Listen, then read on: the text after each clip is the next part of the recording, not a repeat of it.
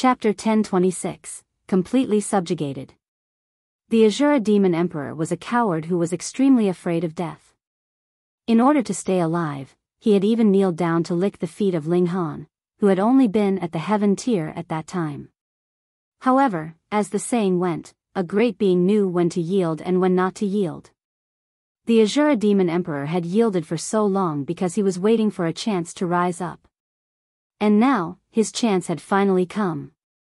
His battle prowess had fallen dramatically after he traveled through the barrier between the two realms and forcefully entered the small world. His battle prowess had fallen to 15 stars of the Shattering Void tier, and he knew that he was no match for a freak like Ling Han.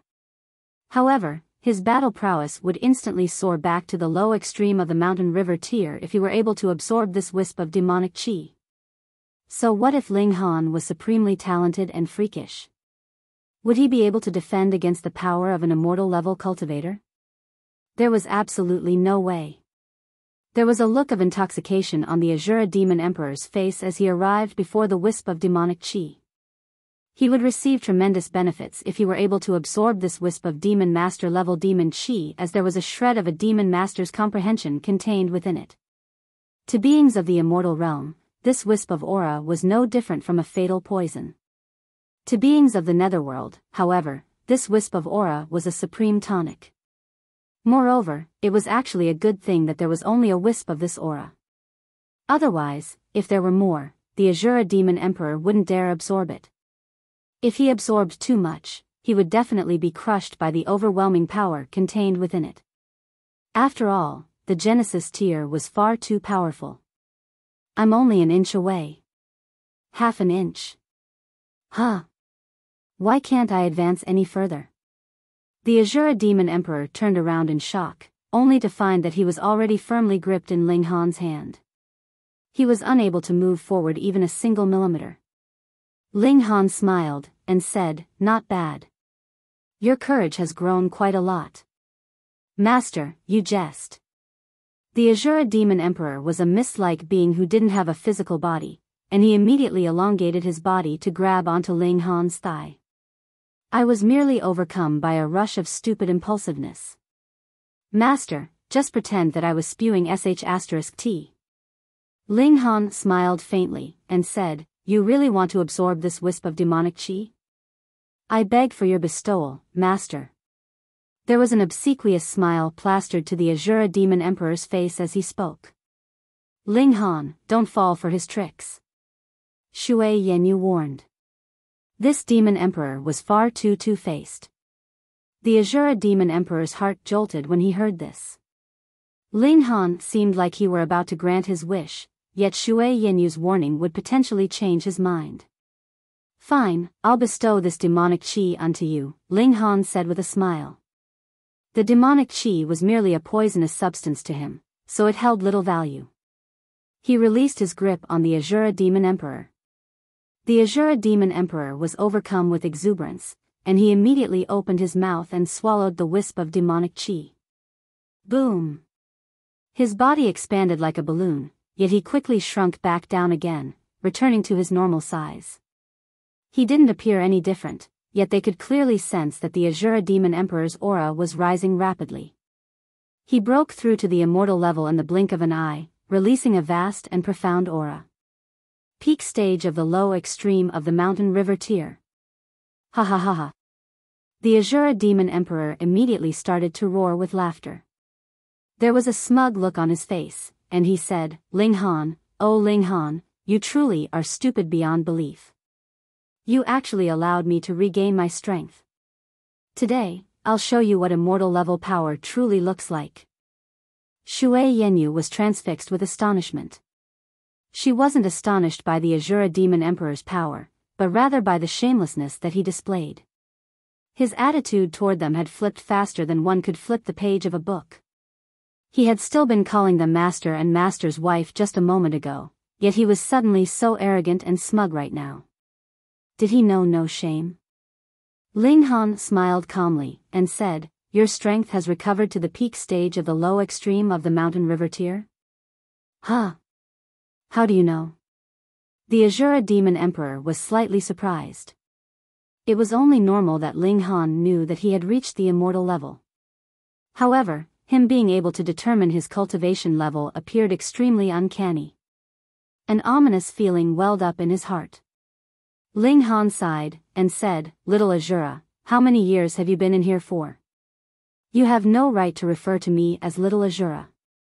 "I'm the Azura Demon Emperor," the Azura Demon Emperor replied angrily. He had only bowed down to Ling Han because great beings all knew when to yield and when not to yield. Did they think that he was truly shameless and cowardly? Of course he wasn't. Ling Han continued, "You've been in here for so long that you've already turned stupid. Did you really believe that my strength wouldn't advance after so many years?" "Why you?" The Azura Demon Emperor's expression changed drastically upon hearing this. This brat was a freak who couldn't be underestimated. Ling Han smiled faintly and unleashed his aura. An aura that was far more powerful than the Azura Demon Emperor's aura instantly swept through the air. "Master." The Azura Demon Emperor immediately threw himself to Ling Han's feet and grabbed onto his leg. He nudged his head against Ling Han's leg and said, "This underling missed you immensely. Not seeing you for one day felt like being apart for 3 full years." Shui Yanyu grimaced in speechlessness. "Weren't you pretty aggressive just then?" Ling Han asked casually. I was experiencing a bout of schizophrenia just then." The Azura Demon Emperor suddenly became serious, and said, "I'm sure you're aware of it, Master, but when someone is locked up for too long, they'll slowly go insane and even develop personality disorders. That was exactly what happened to me. However, please be at ease, Master. This underling has already destroyed the other personalities. From now on, this underling will be your most loyal dog. If you tell me to walk east, I definitely won't walk west." Ling Han gazed at him, and said, "I've already given you 2 chances. If the Azura Demon Emperor could sweat, he would definitely be drenched in cold sweat right now. Anyhow, he still wiped his forehead out of habit. After all, he had resided in a human's body for a long time, and was already accustomed to such an action. "Rest assured, Master, I definitely won't disobey you for a 3rd time," the Azura Demon Emperor vowed. This time, he had genuinely been terrified by Ling Han. Only a few years had passed, yet Ling Han had already advanced into the immortal level from the heaven tier. Moreover, he had done more than just advance into the mountain river tier, had already reached the medium extreme of the mountain river tier. If he continued at this rate, he would be able to reach the Genesis tier in a few thousand years, or perhaps only a few centuries. There would be no harm in following such a master. In fact, there would instead be an abundance of opportunities. The Azura Demon Emperor definitely had a pragmatic personality. He instantly came to a decision in his mind, was willing to be an underling, an obedient dog, as long as Ling Han could maintain his rate of growth. He knew that even if he were a dog, he would still be an extremely noble and powerful dog. Even those that were several times more powerful than him would have to show him utmost respect. Ling Han nodded, and said, "This is your last chance. There will be no 3rd time. Thank you for your kindness, Master." "Thank you for your kindness." The Azura Demon Emperor was overcome with delight. Ling Han planned to completely subjugate the Azura Demon Emperor, as the unique attributes that he possessed were actually quite useful. For example, he could enter and control the body of a puppet. "I'll hand this puppet to you. Enter its body, and fight for me in the future." Ling Han retrieved the puppet tiger. The Azura Demon Emperor didn't care in the least whether he entered the body of a human or the body of a dog. He immediately heeded Ling Han's command and entered the puppet tiger. The puppet tiger instantly started to move. "Master, this puppet is at the consummate level," he exclaimed in excitement. One had to realize that, at his peak, he only had a cultivation level at the medium extreme. He was still a long way off from reaching the consummate level. "Are you not satisfied?" "I'm satisfied. Very satisfied. As satisfied can be." The Azura Demon Emperor was shaking with excitement. Ling Han nodded, and said, "As long as you remain honest and do my bidding, I can even give you puppets at the Sun-Moon tier and Heavenly Body tier in the future. In fact, finding Genesis tier demonic chi for you to absorb isn't out of the question either. Master, you're too kind. I'm willing to be your dog and slave. The Azura Demon Emperor drifted out of the puppet tiger and latched onto Ling Han's leg again. This time, he didn't dare to oppose Ling Han even though he had received a powerful puppet that was at the consummate level of the Mountain River tier. After all, this was a puppet that had been captured by Ling Han. Gasp. Master is so powerful. He's even able to crush beings at the consummate level. Chapter 1027, Abhorrent Practices. Ling Han grabbed Guoxiuan. He was still unconscious after being knocked out by Ling Han's 7-kill subduing soul technique previously. This secret technique was naturally more deadly to those of a lower cultivation level. In fact, cultivators at the low extreme could be easily killed by it. Guoxiuan's eyes shot open as he was slapped awake. However, he was completely stupefied by what he saw. Where is this? How long was I unconscious for us to have reached some unfamiliar place so far away from the island? Why you? You, he was almost scared to death upon seeing Ling Han as the latter was completely unharmed. Did he not open the jade vial? No. I can clearly see the fragments of the jade vial in the distance, so he definitely opened it. Are you disappointed? Ling Han asked with a smile. Tell me, why should I not kill you? I'm also a victim. I was forced into doing this. Guoxiuan said in a shaky voice. He pushed all of the blame onto Pei Ji. Ling Han shook his head, and said, perhaps you were forced to in the beginning. However, I don't see a shred of remorse in your eyes right now. You're no different from Pei Ji anymore. Little Azura, kill him. The Azura Demon Emperor immediately entered the puppet tiger and raised its tiger head, and said, as you command, Master. Guoxiuan was both shocked and confused. This puppet tiger had been created by him, and he had also used it as his steed for a long time. It could be said that he knew it through and through. However, this puppet tiger actually opened its mouth to speak just then. This almost frightened him to death. Ever since he remembered, he had never set foot outside this island, so it was only normal that he wasn't aware of the matters regarding the netherworld. As such, he found this situation completely unfathomable. You're also a puppeteer. He was convinced that he had figured out the truth. Ling Han was definitely a puppeteer who was numerous times more skilled than him, thus allowing him to easily capture his puppet and even give it the ability to speak. His supreme skills made the puppet tiger extremely lively as if it were truly sentient and intelligent. The Azura Demon Emperor leaped over and snapped its jaws shut, crushing Guoxiuan's neck with a single bite. Guoxiuan's divine sense was also obliterated by this overwhelming attack, and the life drained from him in the blink of an eye. Stay by my side and don't attack without my command, Ling Han said. The Azura Demon Emperor was overcome with joy. Is Master planning to let me out? I'm so touched. Ling Han waved his hand, and the 2 people and 1 tiger immediately appeared in the workshop. This is the immortal realm, the Azura Demon Emperor said in astonishment. Although he had already guessed that Ling Han had arrived in the immortal realm after learning that his cultivation level was at the medium extreme of the Mountain River tier, he was still astonished when he experienced the completely different regulations of heaven and earth and the rich spiritual chi for himself.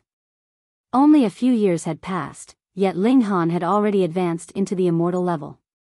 Moreover, he could even take out a puppet at the consummate level of the Mountain River tier with a casual wave of his hand. This astonished him immensely. Lead the way, Ling Han commanded. The Azura Demon Emperor hurriedly nodded, and said, as you wish, Master. Now was the time for him to perform. He had to show his master just how loyal he was. He immediately opened the door and exited the workshop. Search every single room. Ling Han said. Pung. The Azura Demon Emperor rammed open the door of the neighboring room. However, apart from piles of tools and materials, there was only an empty platform in the middle of the room. There wasn't anyone there. They left the room, and the Azura Demon Emperor rammed open the door of another room. Ugh! A distressed expression appeared on Shui Yenyu's face. She immediately turned around and started to vomit. The layout of this room was identical to that of the previous two rooms, with piles of tools and materials sitting everywhere. There was also a platform in the middle of this room, yet unlike the other two rooms, there was a corpse that had been cut into 8 pieces resting on top of it. It was Fan Yong. He hadn't been refined into a puppet yet, and thus his expression of terror from before his death was still frozen onto his face. The sight was enough to send shivers through one's body. In fact, Ling Han held a suspicion that Fan Yong had still been alive when he had been cut into 8 pieces. How could one not be petrified as they watched their body being dissected, their organs being dug out, and their blood flowing out drop by drop? It was no surprise that the expression on his face was so twisted. This bunch of monsters. Shui Yenyu said angrily. Ling Han unleashed his divine patterns of flame and burned Fan Yong's corpse into ashes. Although there was strong animosity between them, Fan Yong's crimes also disappeared along with his death. Next room. The Azura Demon Emperor obediently led the way. He knew that his master was in an extremely bad mood right now, with even his tone being icy cold as if it had seeped out from an ice cave. Meanwhile, he found these sights to be extremely normal and unsurprising. Wasn't it just a dismembered corpse? The netherworld had tons of things that were hundreds or even thousands of times crueler and bloodier than this. Pung! He rammed his way into the 4th room. There was a living person. How? How did you people enter? Huh? Isn't this senior brother's puppet tiger? Why is it with you guys? The person in the room was Tong Yulong, and he was currently busy with making his puppet. He had only turned around because he had heard a disturbance. A female body that was being processed lay on the platform that was already painted red with blood. Her slender legs and arms had already been severed from her torso, and her abdomen had also been sliced open. Tong Yulong was in the process of digging out her organs. This female was none other than Lu Ying. To their surprise, she still hadn't drawn her last breath yet. Her eyes slowly focused on Ling Han, and her lips trembled a little. However, she was unable to make a single sound. This didn't matter, though, as Ling Han could guess what she wanted to say: kill the monsters on this island. Also, kill her and free her from this world of pain. Kill him. Ling Han commanded coldly. The Azura Demon Emperor immediately lunged toward Tong Yulong. Roar! A puppet wolf appeared and blocked the Azura Demon Emperor's advance. This puppet was also at the consummate level of the Mountain River tier, meaning that its battle prowess was no lower than that of the Azura Demon Emperor. Ling Han took a few steps forward and cast his divine sense out like a net. Xiao! The puppet wolf instantly disappeared from the room. Pooh! Like Guoxiuan from before, Tong Yulong's eyes also bulged out in shock, his tongue hanging out in disbelief. Meanwhile, the Azura Demon Emperor had already arrived before him and swatted his paw over. Paw! His head was obliterated, and the headless corpse crashed to the ground with a loud thud. Ling Han swung his sword and destroyed the remnants of Lu Ying's life force. Lu Ying gave him a grateful look as she shut her eyes one final time. Then, Ling Han waved his hand and burned Lu Ying's corpse to ashes. They entered the 5th room and discovered another victim. Yang Taicheng.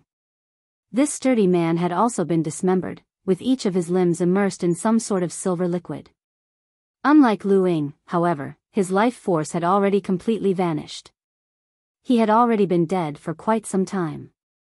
He had most likely been dismembered sometime today, as Ling Han had still seen him in the morning. Ling Han only had killing intent for Luo Wu and Fan Yong, and he didn't have any good impression of Lu Ying either. After all, she had come here to kill him. However, he harbored great respect for Yang Taicheng, as the latter could push his emotions aside and firmly follow his principles. There were few people who could do this. Moreover, They had battled side by side before, and he had even entrusted his back to Yang Taiching at one time. Rest in peace, brother Yang. I'll definitely slay those monsters to appease your spirit, Ling Han said solemnly. Then, he turned around and said, let's return to our residence. Perhaps we can still save the others. Chapter 1028, Nemesis of Puppets. Ling Han and Shui Yanyu hurried toward the courtyard that they had been living in.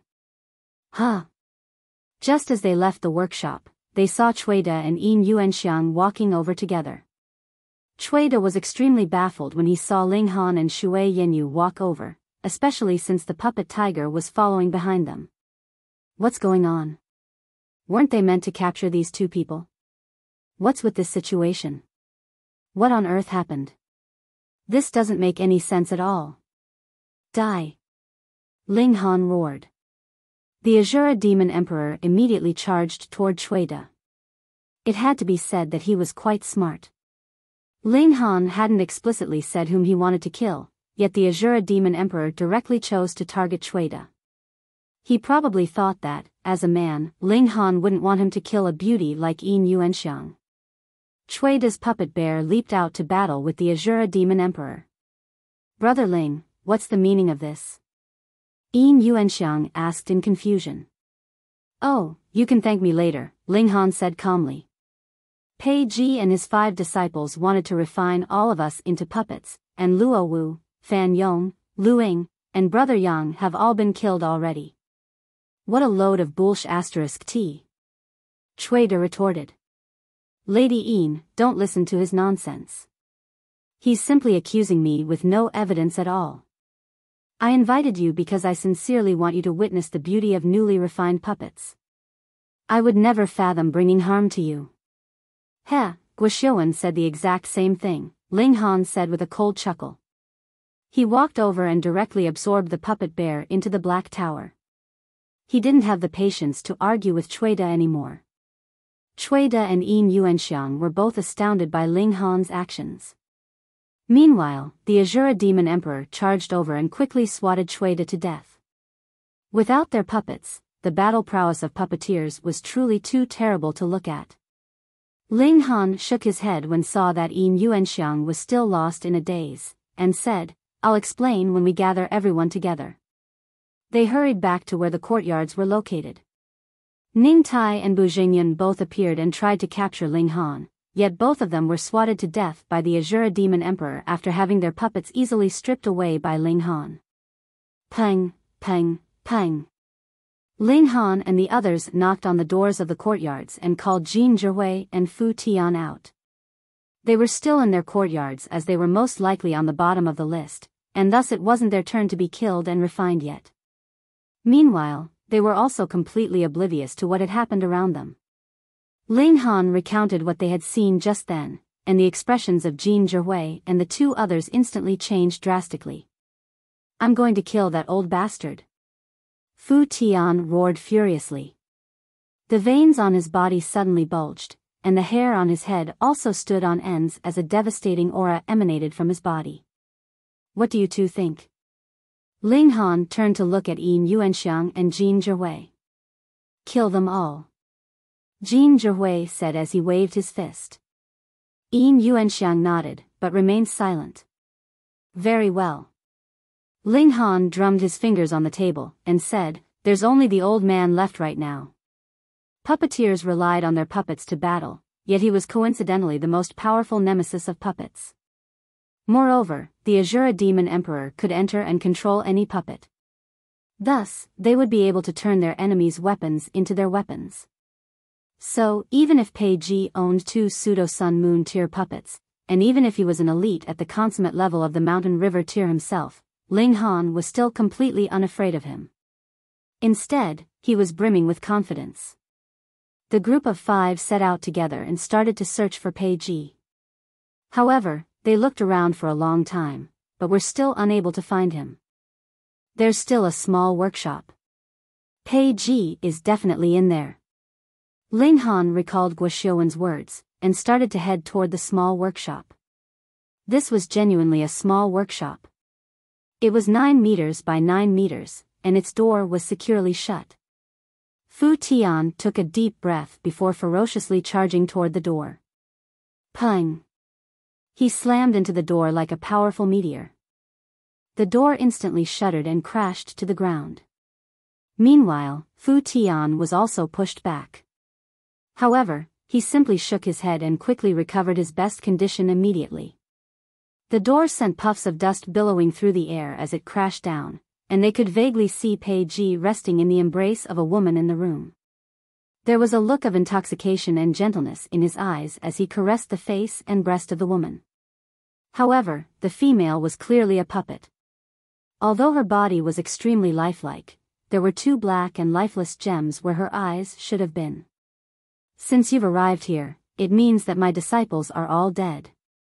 Pei Ji wasn't flustered, and had the female puppet turn him around to face Ling Han and the others. A look of contempt flashed across his face, and he scolded, "What a bunch of useless trash. Old bastard, I'm going to murder you." Fu Tian was the first to charge over, yet the female puppet merely extended an arm toward him. It seemed as if the sky were about to collapse, and it appeared as if the hand could expand without limit. Pa! The palm struck down, and Fu Tian was instantly sent flying. Blood spurted through the air as he collapsed to the ground and fainted. He didn't die after facing that attack.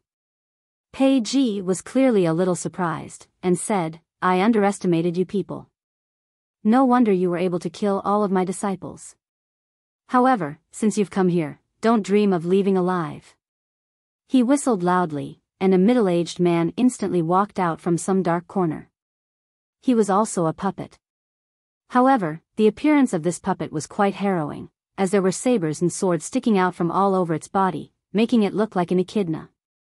"Kill them," Pei Ji commanded coldly.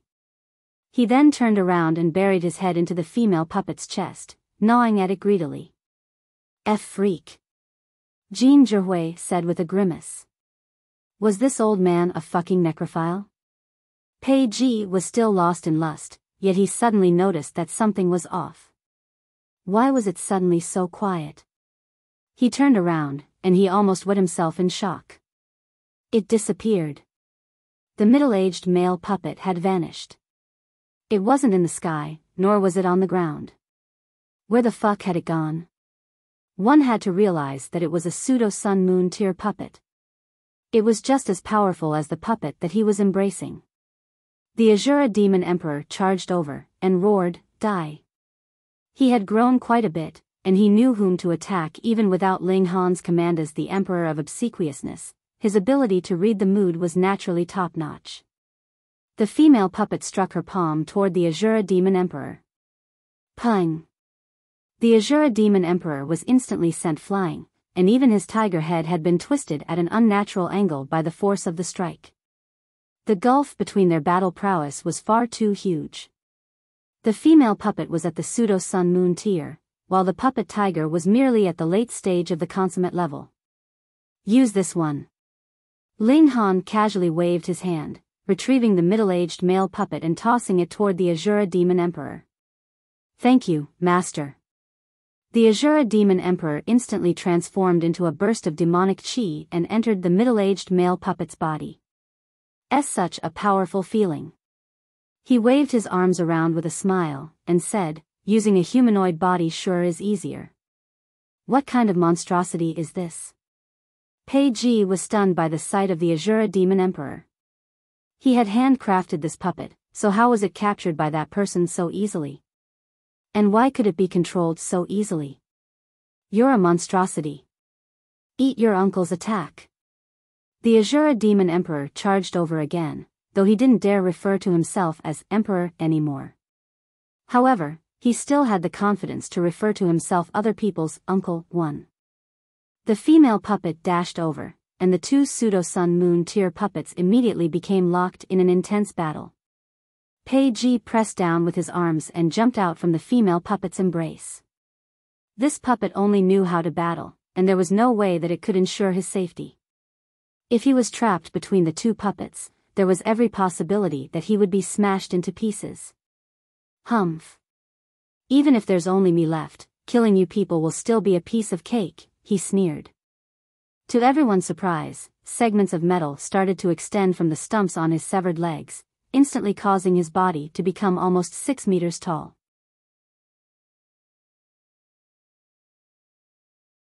Chapter 1029, Scared Away.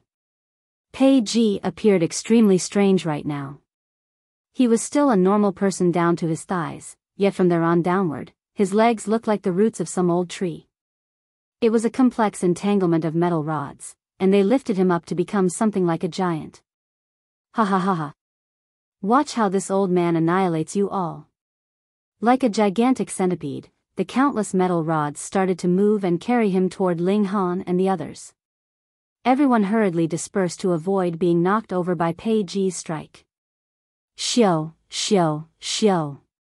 Ling Han unleashed his annihilating dragon star arrow and fired several volleys of origin power arrows. Some of these origin power arrows were silver white, some were crimson red, and some were earthen yellow. The silver-white arrows were ordinary origin power arrows, while the crimson-red ones were imbued with the divine patterns of flame, and the earthen-yellow ones were imbued with the divine patterns of gravity. Pei Ji didn't dare face these arrows head-on, so he raised his leg and formed a dense net before his body that was surprisingly able to block the origin power arrows. Not only was this net able to block Ling Han's origin power arrows, but it was even able to block the attacks from the other people as well. The difference in cultivation level between them was a bit too large. Pei Ji was an elite at the peak stage of the consummate level, yet what about Ling Han and the other 4 people? Fu Tian was unconscious. Yuanxiang was at the late stage of the medium extreme, and her battle prowess was at the peak stage. Jin Zhihui was at the early stage of the medium extreme, and his battle prowess was also at the early stage. Shui Yenyu was at the peak stage of the low extreme, and her battle prowess was 1 star above her cultivation level. Ling Han was at the early stage of the medium extreme, and his battle prowess was 5 stars above his cultivation level, though his peak battle prowess could reach 6 stars. Even if they teamed up, they were still no match for Pei Ji. You brats actually dare attack me? You're all seeking death. Pei Ji said with a sneer. Shwa. Ling Han cast a net as his body flashed about. He had been preparing the crimson ground locking net this entire time, and he was finally able to fully activate it at this moment. As the net flew out, it became larger and larger. This kind of treasure was naturally able to expand and shrink a great deal. At its limit, it could even envelop a mountain, much less Pei Ji, who was only 6 meters tall.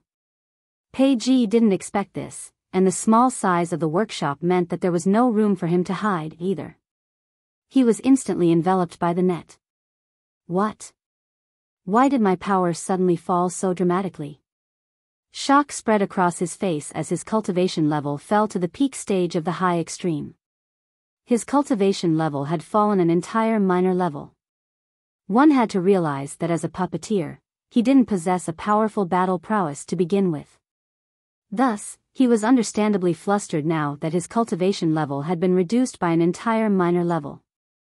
Moreover, the net that trapped him was made out of some peculiar material that he couldn't break free from no matter what.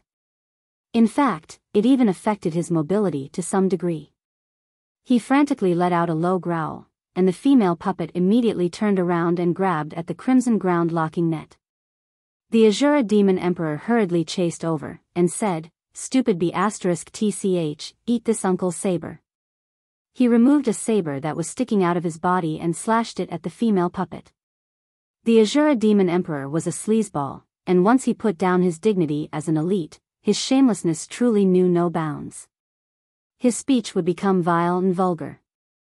The female puppet simply pushed a palm backward, while her other hand latched onto the crimson ground locking net and forcefully pulled it up. She was at the pseudo-sun-moon tier, and the overwhelming strength that she possessed allowed her to lift a large portion of the net up. Meanwhile, the Azura Demon Emperor's saber slashed into her palm with a deafening clang. Everyone felt as if their eardrums were about to burst, and they were unable to hear anything else. They could only see flashes of dazzling light as the saber continued to clash against the hand. Pung! After a short while, the Azura Demon Emperor was suddenly pushed back. Although both puppets were at the pseudo-sun moon tier, it was evident that the female puppet was stronger than the male one. Paw, paw, paw, paw. The sound of uncanny footsteps traveled over, and they saw more and more puppets climb out from all kinds of nooks and crannies. These puppets came in all kinds of strange and peculiar forms. Pei Ji pointed through the net and said, "Ha ha ha. Kill all of those people for me." There was a strong killing intent on his face, and it was clear that he was infuriated with being forced into such a sorry state. There were hundreds of these puppets already, and still more were surging out from all over the room. According to Guoxiuan, he had lived on this island for around 30,000 years. With this in mind, Pei Ji had definitely lived here even longer than that. With so much time at his disposal, how many puppets had he managed to create? These puppets could completely be viewed as an army. Although they were lacking in intelligence, they had many other advantages. They had no weak points, no sense of pain, and no fear of death. At this moment, Fu Tian also regained his consciousness, though his battle prowess had fallen dramatically due to his severe injuries. Everyone was shaking with apprehension. There were so many puppets that it was possible that they could drown them to death. Ling Han roared and charged toward the puppets. Xiao, xiao, xiao, xiao. Once he broke away from the others, he naturally became the main target of the puppets. Countless attacks streaked toward him. There were slashes from claws, explosions from sound waves, and bullets of black light. Ling Han advanced fearlessly. These puppets were mostly at the low extreme of the mountain river tier, so he didn't even need to defend against their attacks, no matter how thick and relentless they were. He simply unleashed his divine sense, causing the puppets to rapidly vanish wherever he passed. The nemesis of puppets had come. His target was the female puppet, as the Azura Demon Emperor would be freed once he captured her.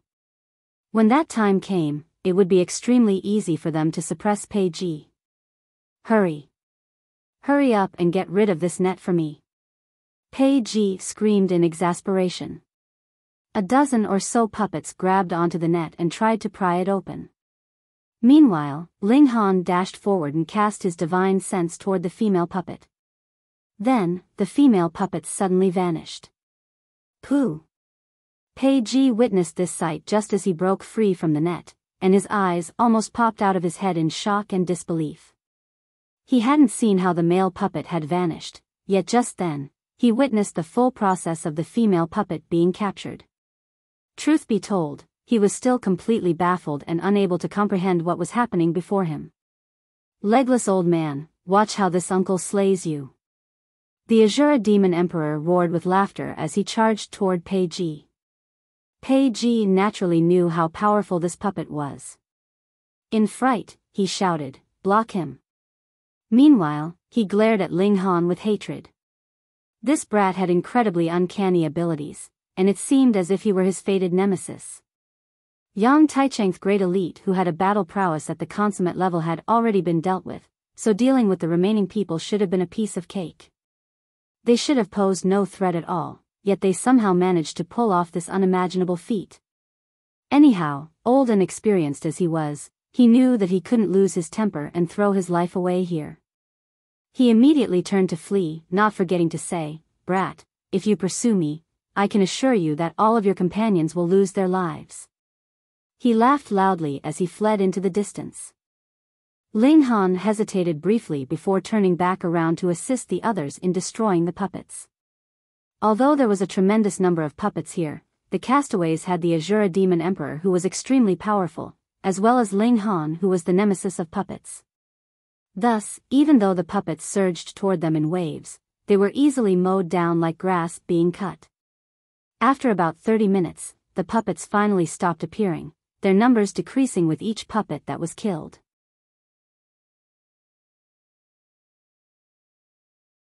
Chapter 1030, True Culprit.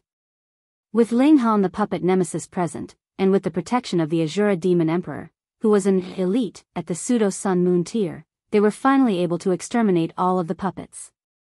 Yuanxiang, Fu Tian, and Jin Zhihui all sighed with emotion. Were it not for Ling Han, it was very likely that they would have all died here.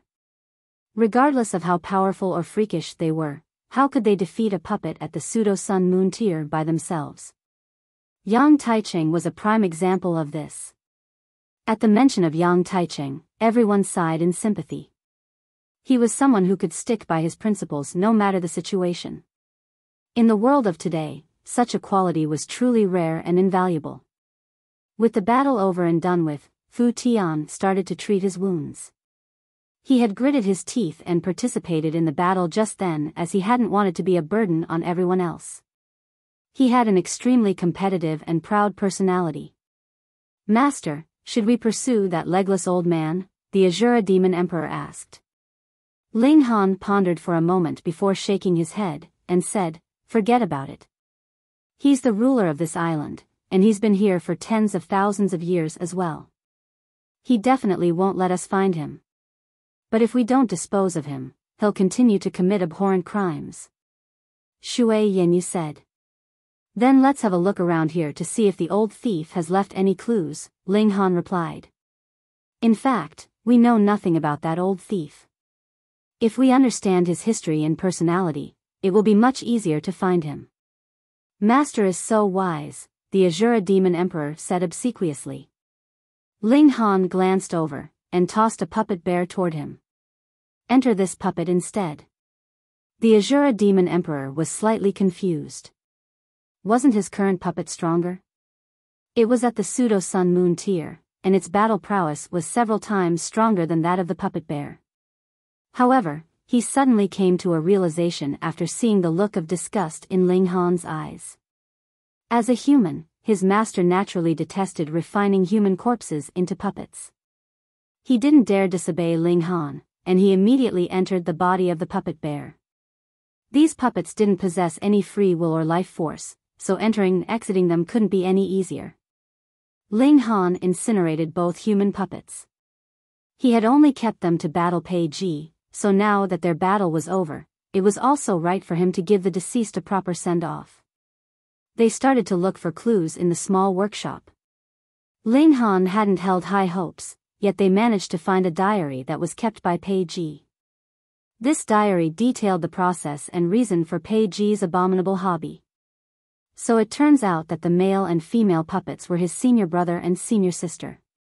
The three of them were all disciples of the same puppeteer. He secretly loved his senior sister, yet she married his senior brother. He didn't let his emotions show, yet after their master died, he poisoned the two of them before restraining and then refining them into puppets. No wonder the male puppet was stabbed full of sabers and swords. It was because Pei Ji hated him tremendously. What an absolute freak. He even refined the woman that he loved into a puppet. The diary also had a detailed description of how he had refined his senior brother and senior sister. Their insults, reprimands, fury, terror, and all kinds of other things were all carefully recorded. It was as if Pei Ji wanted to relive that experience through reading his diary. What kind of hopelessness would one experience when they're betrayed by their junior brother and refined into a puppet alive? Shui Yenyu's eyes were burning with anger as she shook her head. So, one can't simply focus on talent when taking in disciples. The most important factor is still their character. Otherwise, it's no different from raising a wolf. Ling Han also sighed with emotion, yet his words sent ripples of panic through the Azura Demon Emperor's mind. Was his master giving him a veiled warning? Wang. Right at this moment, a sword light lit up and pierced toward Ling Han's back. This strike was both quick and vicious, and it was more so completely unexpected. The battle had already ended, and there were only people they had fought alongside in this room. Who would suddenly attack Ling Han? Pooh! The sword pierced deep into Ling Han's body. Ling Han roared loudly and struck behind him. Meanwhile, the Azura Demon Emperor also came to his senses, and hurriedly let out a growl before swinging his bare paws toward the assailant. The assailant didn't have time to retrieve their sword, so they could only release it and leap back. They instantly retreated 16 or so meters before descending like a cloud and landing lightly on their feet. The assailant was none other than Yuanxiang. Ling Han. Shui Yenyu shouted in shock, and immediately held Ling Han in support as tears rolled down her cheeks. The sword had run through Ling Han's body, and only the hilt was still visible on the outside. Jin Zhiwei was both shocked and enraged as he glared at Yuanxiang, and he roared, What are you doing? Only Fu Tian remained sitting on the ground, yet it was clear that his muscles were already tight with tension.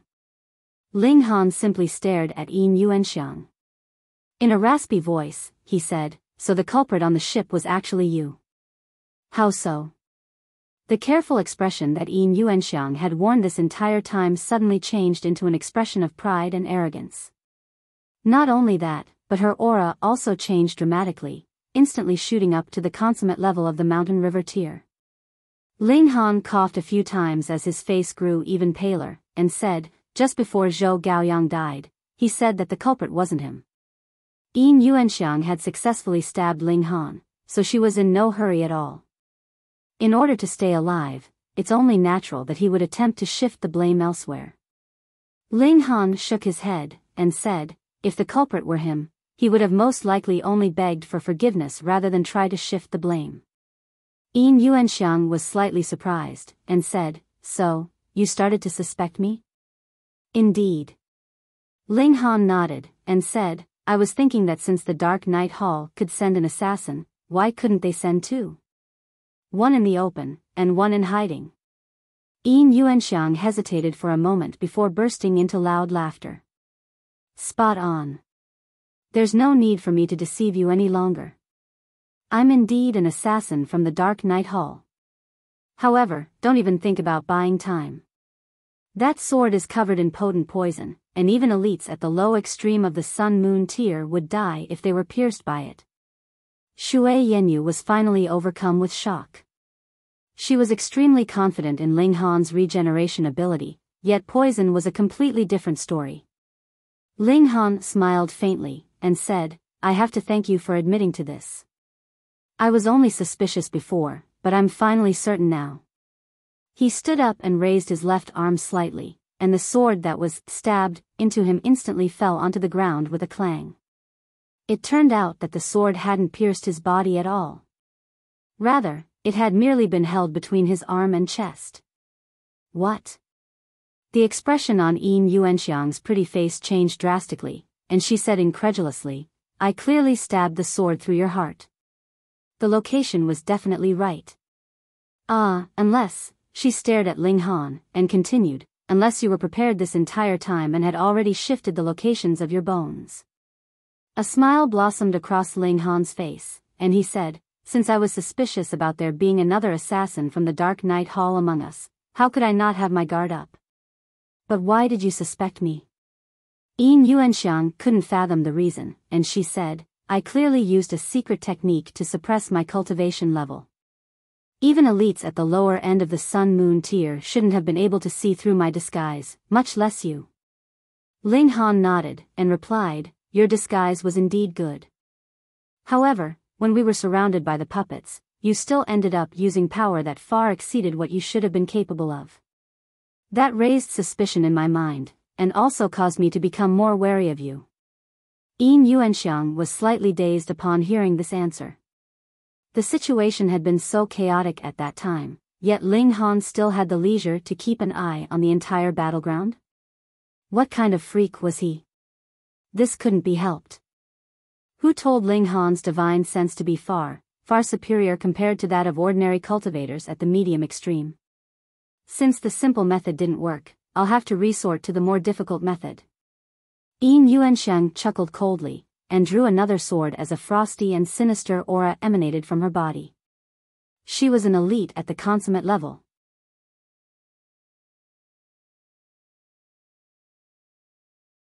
Chapter 1031, Killing Yuanxiang. Ling Han. Shui Yenyu's fear instantly turned into delight, and she couldn't help but tightly embrace Ling Han from behind. She had truly been scared to death just then. Jin Zhiwei also breathed a sigh of relief, yet his eyes were burning with extreme fury as he glowered at Yuanxiang. Generally speaking, betrayal was what people detested the most.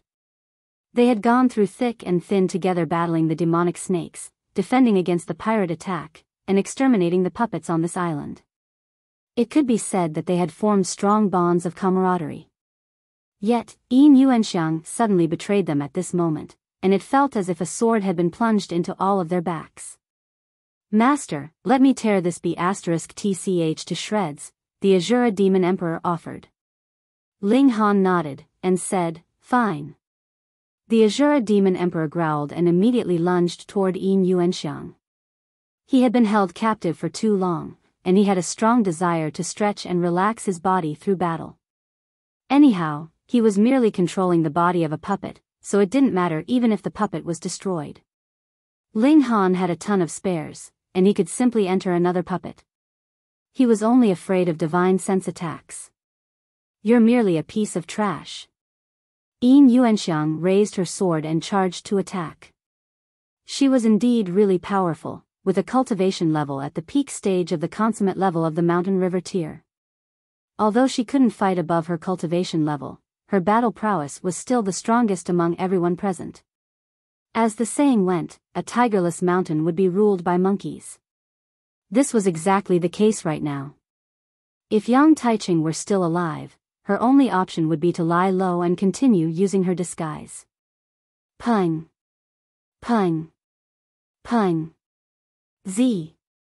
The Azura Demon Emperor continuously retreated, and in the end, slid over to Ling Han's feet.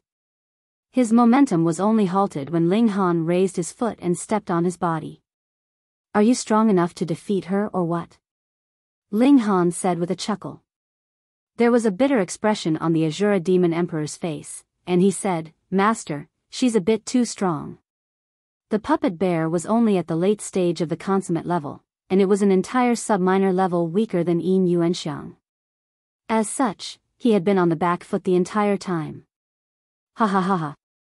Yuanxiang laughed loudly, and said, "Who told you to pretend to be so compassionate and kind? You clearly had 2 pseudo-sun moon tier puppets, yet you destroyed them with your own hands. Pei. You had already used it once, so what's wrong with using it twice or thrice? Engage her. I'll cover you from behind." Ling Han kicked the Azura Demon Emperor, and the puppet bear instantly flew through the sky toward Yuanxiang. 100 Ghost Sword Technique. Yuanxiang let out a soft cry, and numerous ghosts materialized in the air and swooped toward the Azura Demon Emperor as she brandished her sword. Ling Han also moved. He was currently preparing the Crimson Ground locking net, and as long as he trapped Yuanxiang within it, her battle prowess would immediately fall to the high extreme. At that time, it would be extremely easy to capture her. In your dreams. Yuanxiang's body danced around in a peculiar manner, making Ling Han unable to lock onto her. Once someone was prepared, it was extremely difficult to utilize treasures such as the Crimson Ground locking net. Is that so? Ling Han smiled faintly, and suddenly activated his 7-kill subduing soul technique. Divine sense attacks were formless and intangible, and their speed was also quick beyond belief. Generally speaking, they were impossible to dodge. One could only face such an attack head-on and duel to see whose divine sense was stronger and more resilient. Yuanxiang was instantly hit by the attack, causing her movements to falter and her sword to stop. However, she was someone at the peak stage of the consummate level, after all, so she was only dazed for a mere fraction of a second. There was absolutely no time for Ling Han to absorb her into the Black Tower. In fact, there wasn't even enough time for him to release the Crimson Ground locking net. However, the Azura Demon Emperor suddenly lunged over at this moment. He didn't swing his paws, instead choosing to give Yuanxiang a tight bear hug. He was only 1 sub-minor level weaker than Yuanxiang, so her suddenly stopping for an instant was enough time for him to take advantage of it. "Master, I've caught her," the Azura Demon Emperor shouted excitedly. She was an elite at the peak stage of the consummate level of the mountain river tier. Even when he had been at his strongest, he could still only kneel if he were to come across such a powerful being. He had never imagined that he would be able to hold his own against such an opponent. Yuanxiang's expression suddenly changed, and she shouted, "Let go." The Azura Demon Emperor couldn't hurt her, but Ling Han was already activating the Crimson Ground locking net. She was stronger than the Azura Demon Emperor, and the puppet bear's arm was twisted at an unnatural angle as she tried to break free with all her might. It was clear that the puppet bear's bones had been snapped out of shape. If it were a normal being, they would definitely howl in pain. Moreover, how much strength could one exert if they were to suffer such unbearable pain? However, the Azura Demon Emperor didn't feel sh*t. He simply maintained his tight bear hug on Yuanxiang and tried to buy as much time for Ling Han as possible. Hua! The Crimson Ground locking net unfurled and fell down from above them. Yuanxiang and the Azura Demon Emperor's cultivation level instantly fell by one minor level. Yuanxiang unleashed her might, and bursts of sword chi shot out from her body and slashed at the Azura Demon Emperor. Her strength was still considerably above the Azura Demon Emperor's, so she was naturally at an advantage when battling against him. The body of the puppet bear became so mangled that it was barely recognizable. This was already thanks to the fact that the puppet bear had been tempered by secret techniques, causing its bones to become extremely sturdy. Otherwise, it would have already been torn to shreds by Yuanxiang's ferocious and relentless attacks. Ling Han drew his bow and activated the ultimate arrow. When the arrow pointed at Yuanxiang, she instantly felt a cold chill envelop her. She had a feeling that she would definitely die if Ling Han released this arrow. At this moment, she didn't have any time to ponder what kind of arrow technique this was, nor did she have time to mull over why it was so mighty and powerful. There was only a single thought running through her mind, and that was to break free from this net and avoid being shot by the arrow. Otherwise, death was the only thing that awaited her. "Let go of me. Let go of me." Yuanxiang's pretty face distorted in distress, and there wasn't a single shred of charisma about her anymore. She drew on all her strength and origin power, and even started to draw on her source power as she started to flee while carrying the Azura Demon Emperor and Crimson Ground locking net. Surprisingly, her speed was actually quite quick. However, regardless of how fast she was, how could she compete against the annihilating Dragon Star arrow? Xiao! The sharp arrow pierced through the air and whizzed toward Yuanxiang. Pooh! The arrow sped through the net and pierced into Yuanxiang's chest, sending a plume of blood spurting through the air. The arrow continued to penetrate through her body, eventually exiting through her back and piercing into the puppet bear's body. Pung! The Azura Demon Emperor couldn't help but let go under the tremendous power of the blow, causing the human and bear to finally separate. "Brat, I'm going to kill." Pung! Yuanxiang was just about to shout a threat, yet her entire chest suddenly exploded. Her face was filled with shock, and as she lowered her head to look at her non-existent heart, a single thought ran through her mind. Isn't this the Dark Knight Hall's explosive assassin arrow? How laughable. As an assassin of the Dark Knight Hall, I actually died at the hands of a weapon forged by my own organization. Is this retribution? Just as she finished thinking this, her entire body fell forward, dead. The Azura Demon Emperor transformed into his misty form, and said, "Master, another puppet has been destroyed." First, the puppet tiger had been destroyed, and now the puppet bear had also been destroyed. A day had yet to pass, yet he had already destroyed two extremely valuable host bodies. Ling Han casually tossed a puppet wolf toward him, and said, "No worries. Just change into another puppet."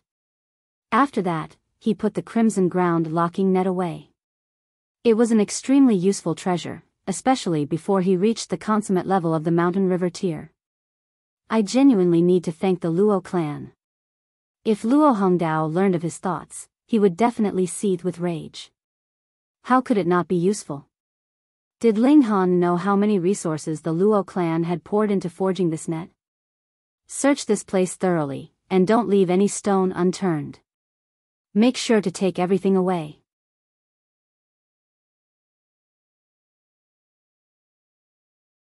Chapter 1032, Treasure that Heavenly Body Tier Cultivators Fight For?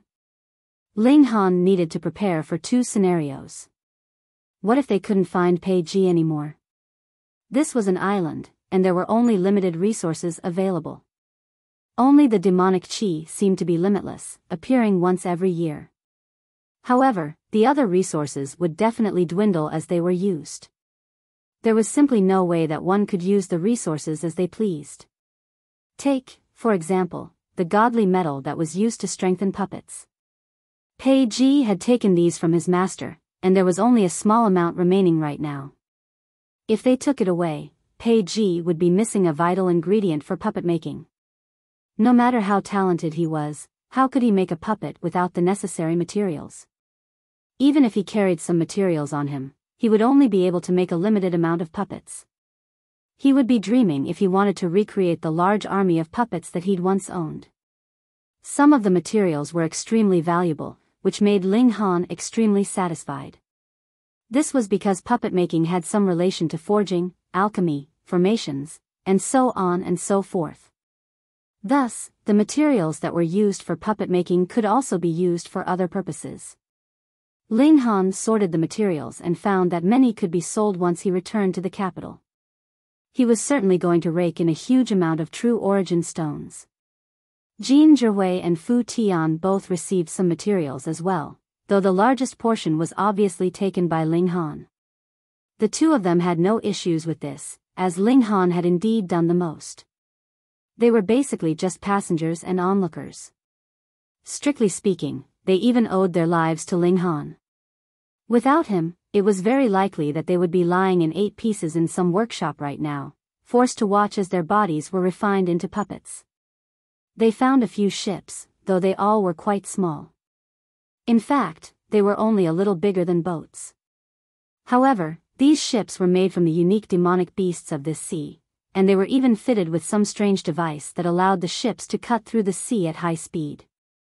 There were 5 such ships, so each of them was able to take one. The extra ship was stowed away by Ling Han. It didn't matter whether he needed it in the future or not. The space in the Black Tower was very large anyway, so he wasn't afraid of it taking up too much room. Farewell, Brother Ling. Till later. Jin Zhihui and Fu Tian both bade Ling Han farewell. They didn't plan to return to the Tyrant Axe Harbor either. Instead, they ventured into the sea, each going their own way. Ling Han watched them disappear into the distance. Then, he turned around and smiled at Shui Yenyu, saying, "Wife, it's only you and me left on this island. Should we make a bunch of kids before returning?" Shui Yenyu punched his chest in annoyance, and said, "Do you think I'm a sow? Also, are we really the only 2 people on this island?" She shot a glance at the Azura Demon Emperor. The Azura Demon Emperor was given a fright, scared that Master's wife would suddenly slay him due to embarrassment. He immediately raised a leg and started to scratch his ear as any normal wolf would. It was as if his expression were saying that he wasn't a person, merely a dog. Shui Yenyu couldn't help but giggle upon seeing his expression. She had already learned of his background, yet she was still unable to fathom how an elite at the Mountain River tier could be so extremely shameless. Ling Han chortled loudly, and sent the Azura Demon Emperor back into the Black Tower. He then pulled her over and started groping her slender and shapely body. "Damn pervert. Stop it," Shui Yenyu murmured. Her starry eyes were extremely seductive, and her hands rested on Ling Han's chest, trying to push him away, yet also unwilling to do so. "Stop what?" Ling Han kissed her jade-like neck and lightly nibbled her earlobe, causing her slender body to suddenly tighten up and her face to suddenly flush with an alluring shade of red. "This damn pervert has figured out all my weak points." Shui Yenyu was breathing heavily as she buried her head into Ling Han's chest, and she said, "Pei Ji might still be on the island." Ling Han nodded in agreement. This was indeed a possibility as this island was very large, after all. They had also been few in numbers, so they had been unable to thoroughly search the entire island. Perhaps Pei Ji was waiting for Ling Han and the others to leave before he returned to his workshop. Ling Han continued to grope Shui Yenyu's body as he pondered this possibility. He had already developed a habit of doing this. Shui Yenyu was slightly annoyed by this. What kind of habit is this? Why does he have to grope my chest when pondering questions? In these past few days, this damn pervert has already groped my chest for longer than I have in my entire life. We don't have time to deal with that old thief. Let's burn those courtyards down and be done with it. Ling Han finally reached a decision and said, let's continue to look for pirates. Now that we have our own ship, we can come and go as we please. Shui Yenyu nodded in agreement. They had killed quite a lot of pirates before, yet it had only been enough to complete a single mission. Since they had already come here, and since the mission could be completed numerous times, they might as well kill a few more pirates. They immediately sprung into action, burning the entire village and then setting off from the beach.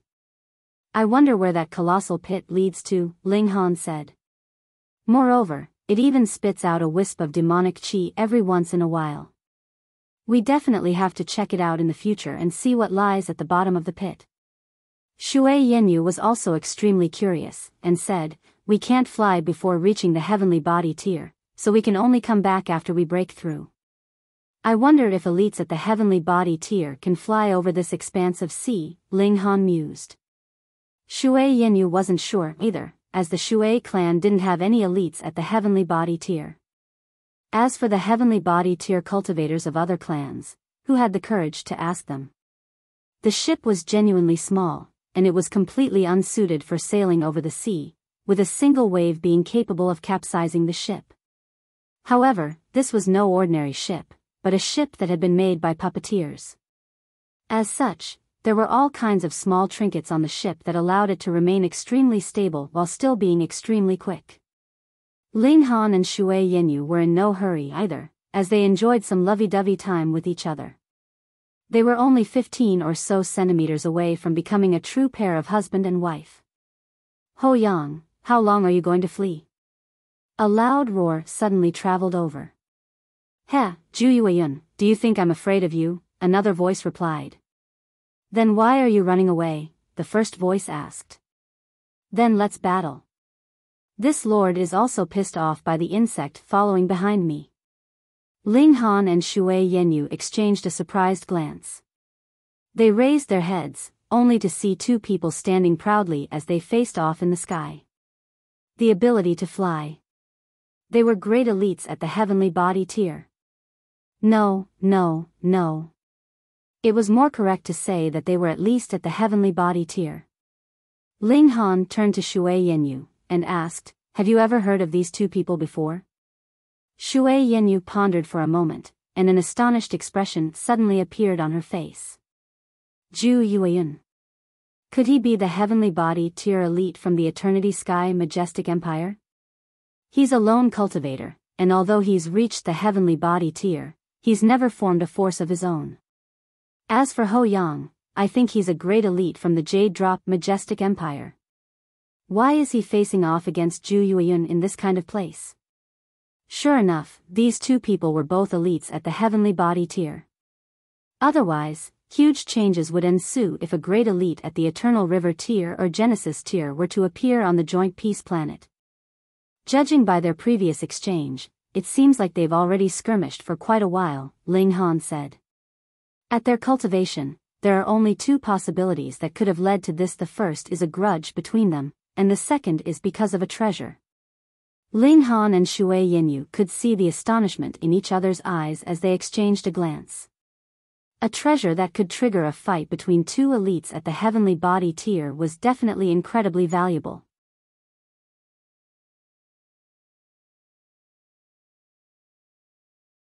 Chapter 1033, Caught Up. Humph. The regulations of heaven and earth are extremely chaotic here, so it's genuinely an optimal place to battle. Ju Yueyun chuckled, and said, Ho Yang, if you don't want to die here, then hurry and hand the item over. Ho Yang roared with laughter, and said, Ju Yueyun, are you trying to scare this lord? You and I are both at the peak stage of the low extreme, and our battle prowess is similarly at 2 stars. If we battle with our lives on the line, it's hard to say who will be killing whom. I only know that if you don't hand the item over, this will be the resting place for your corpse. Zhu Yuan threatened in a sinister voice. Is this really necessary? Ho Yang asked. That item can't be opened anyway. Are you really willing to bet your life and tens of millions of years of cultivation on some unknown item? Zhu Yuan flared up in rage, and said, You and I discovered that item together, and we even agreed to examine it together. However, you took advantage of the moment when I wasn't paying attention, and actually fled with the item. How can I swallow this anger if I don't kill you? Ho Yang chuckled, and said, I didn't think that you would actually be so naive. No wonder you've spent all of your time on cultivation and been lonely this entire time. You're stupid beyond belief. Die. Zhu Yuan roared in anger and lashed out at Ho Yang. Boom. Devastating flashes of light instantly exploded throughout the sky as bursts of overwhelming shock waves surged out from the battle. Like a giant mountain, a roaring wave that measured hundreds of meters tall crashed through the sea. Fuck. We're going to be caught up in the shock waves from their battle. Ling Han grimaced. Their luck was truly terrible. There were so many places that the two heavenly body tier elites could have battled, yet they somehow managed to choose the sky directly above them. Weren't they two innocent bystanders going to suffer for nothing? However, now that it had come to this, their only option was to endure. Ling Han held his sword in his hand as he stood at the bow of the ship and awaited the giant wave that was surging toward them.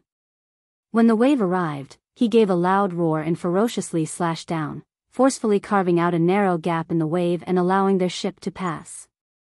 Shwa, shwa, shwa.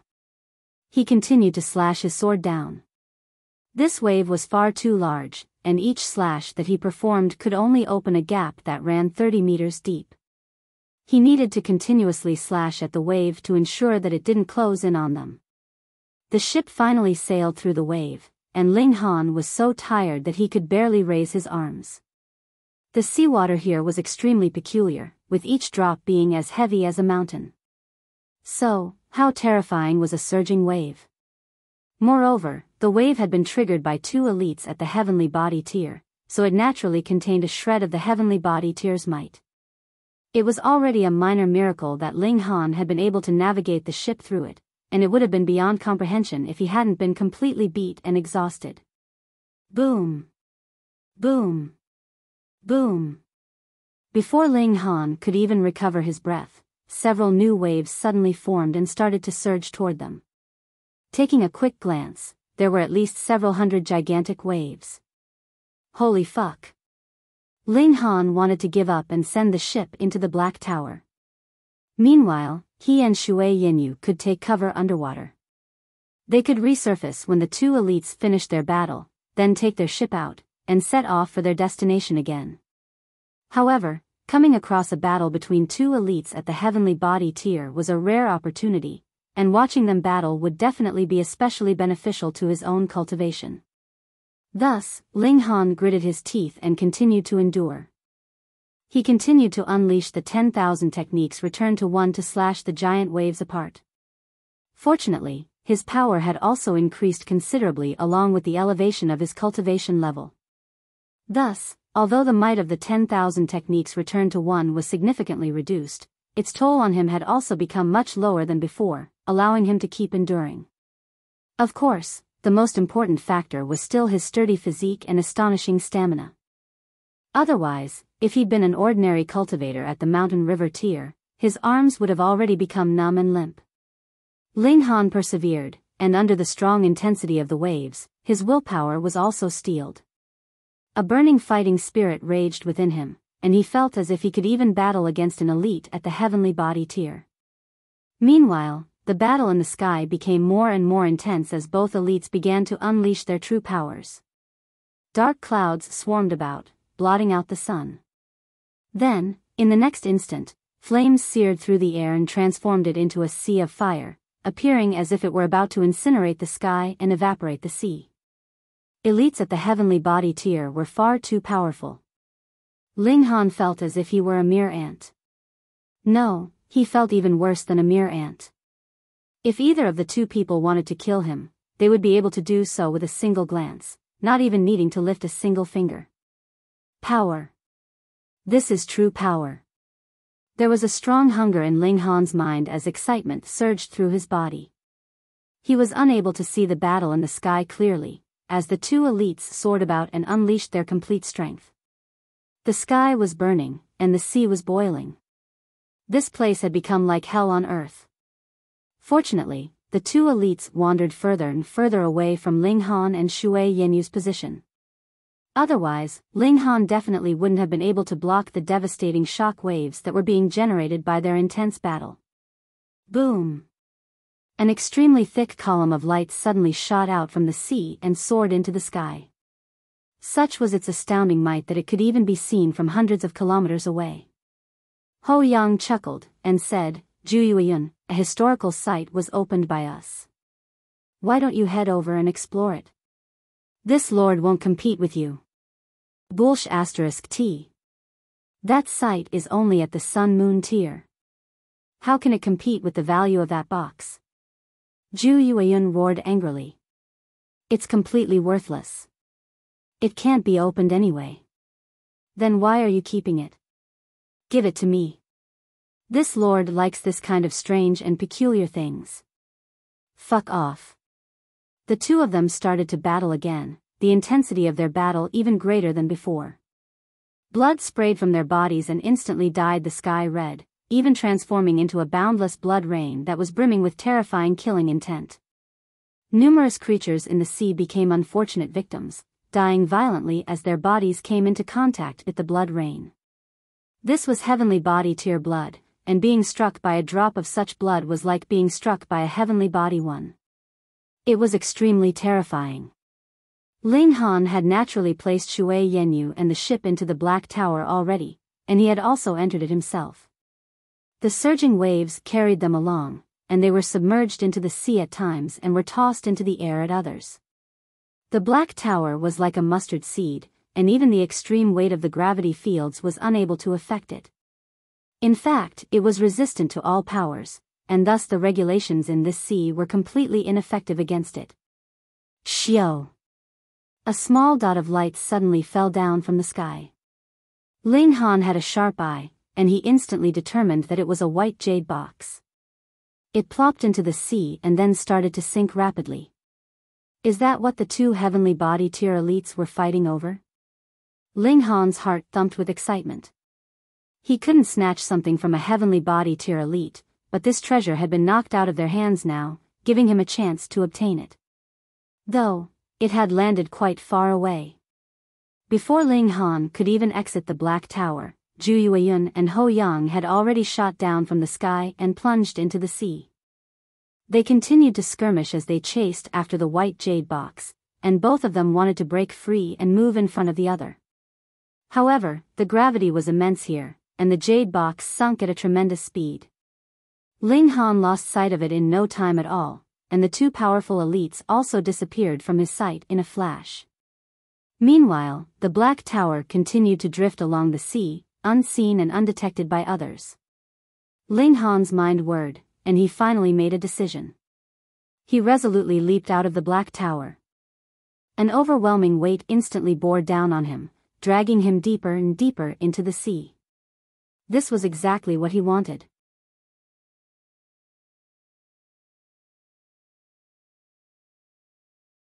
Chapter 1034, Seabed. It would naturally be best if Ling Han could obtain the jade box. Even if he couldn't, he still wanted to explore the seabed where the column of light had shot out from. After learning of the Star Sea's history, Ling Han had already developed a strong interest in its seabed. With his outstanding fortune, perhaps he would be able to find some inheritance or interrealm treasure. The two elites had said that the phenomenon caused by the column of light represented the reappearance of a sun-moon tier abode. They weren't interested, yet Ling Han was. I'll look for the jade box first, and then explore the abode. 30 meters, 300 meters, several hundred meters. Ling Han continued to sink toward the seabed. As he descended further and further, the surrounding environment also became increasingly dim. However, unlike other seas, the depths of the Star Sea were only dim, with the light still present no matter how deep he descended. This was because of the tremendous gravity fields here. They were so powerful that even the refraction of light was forced to undergo some kind of extraordinary change. Light was pulled toward the bottom of the sea, and was unable to refract back to the surface one. Meanwhile, Ling Han was also experiencing crushing pressure. The water pressure is so terrifying. There was some kind of indescribable regulation here. If one were to scoop up some seawater, they would find that there was absolutely nothing special about it. Upon entering the sea, however, one would discover that every single drop of water weighed as much as a mountain. With power at the mountain river tier, one could easily endure the weight and pressure of a few mountains. However, every drop of water in the Star Sea was like a mountain, making it an insanely terrifying prospect. Most importantly, the water pressure would increase the further one descended. At great depths, one wouldn't feel like they were being crushed by mountains anymore. Rather, they would feel as though they were being crushed by a heavenly body. If cultivators fell into the sea, they would have to activate an origin power barrier to protect themselves. Otherwise, they would be crushed into pulp in no time at all. It was no wonder that people couldn't stay in submerged the sea for too long. After all, they would be facing certain death once they expended all of their origin power. Ling Han had initially planned to descend to the bottom and spend a few years walking back to shore. After experiencing the water pressure, however, he realized just how naive his plan had been. Of course, Ling Han was no ordinary person. First of all, he had a tremendously powerful physique. At the very least, he was still able to withstand the crushing pressure at this moment. It was just that his bones were already cracking and groaning under the immense stress. Secondly, he still had the Black Tower. So, even if expended all of his origin power, he would still be able to enter the Black Tower to recover. After reaching a depth of 3,000 meters, the surroundings finally became pitch black. 3,300 meters, 3,600 meters, 3,900 meters. Ling Han continued to venture deeper and deeper. If others learned of this, their jaws would definitely drop slack open in shock. People did indeed come to this sea to search for lost treasures that lay on the seabed. However, they would normally only explore the shallower regions of the sea. The limit was set at roughly 3,000 meters. Past this depth, the region of the sea would be labeled as the deep sea. The deep sea was incredibly dangerous, and just the water pressure alone would be able to crush most mountain river tier cultivators. Moreover, there were even devastating demonic beasts at such depths, and it was nothing special to come across one at the sun-moon tier. One could lose their life at any moment. How much of their power could cultivators exert in such a harsh environment? 4,800 meters, 5,100 meters, 5,400 meters. When Ling Han reached a depth of 6,000 meters, the surroundings suddenly became brighter. This luminance was given off by the fish in the sea. To Ling Han's surprise, their scales were actually able to emit light. When they swam in schools, they would be able to illuminate the entire space around them. What a dazzling sight! 7,500 meters, 8,400 meters. After reaching this depth, Ling Han's godly bones were finally unable to withstand the overwhelming pressure, and he had to channel his origin power to push back against the pressure. However, his origin power was being drained at a rapid rate. He retrieved a true origin stone and absorbed its energy as he continued to resist the pressure. 9,000 meters. Ling Han finally reached the seabed. The seabed wasn't flat, instead looking like a hilly range that was full of rises and falls. Like the fish from before, there were numerous stones that emitted light and illuminated the sea. This was a beautiful world, and if it weren't for the crushing pressure, Ling Han would really have loved to bring Shui Yanyu out to enjoy the stunning scenery together. It was a pity that Shui Yanyu didn't have a sturdy physique like him. Moreover, she was only at the peak stage of the low extreme, meaning that she wouldn't be able to withstand the devastating pressure of the sea anyway. If she came out, she would instantly be crushed into pulp. In the distance, there was a radiant glow that could be seen clearly even from very far away. That was the sun-moon tier abode.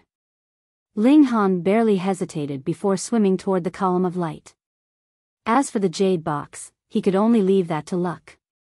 After all, the two elites at the heavenly body tier had come down before him. With their powerful abilities, they had definitely examined this area several times already. If the jade box had landed here, they would have already found it. Thus, he could only leave this to fate. Perhaps the heavens would favor him and make the jade box appear before his feet? He walked forward with great difficulty.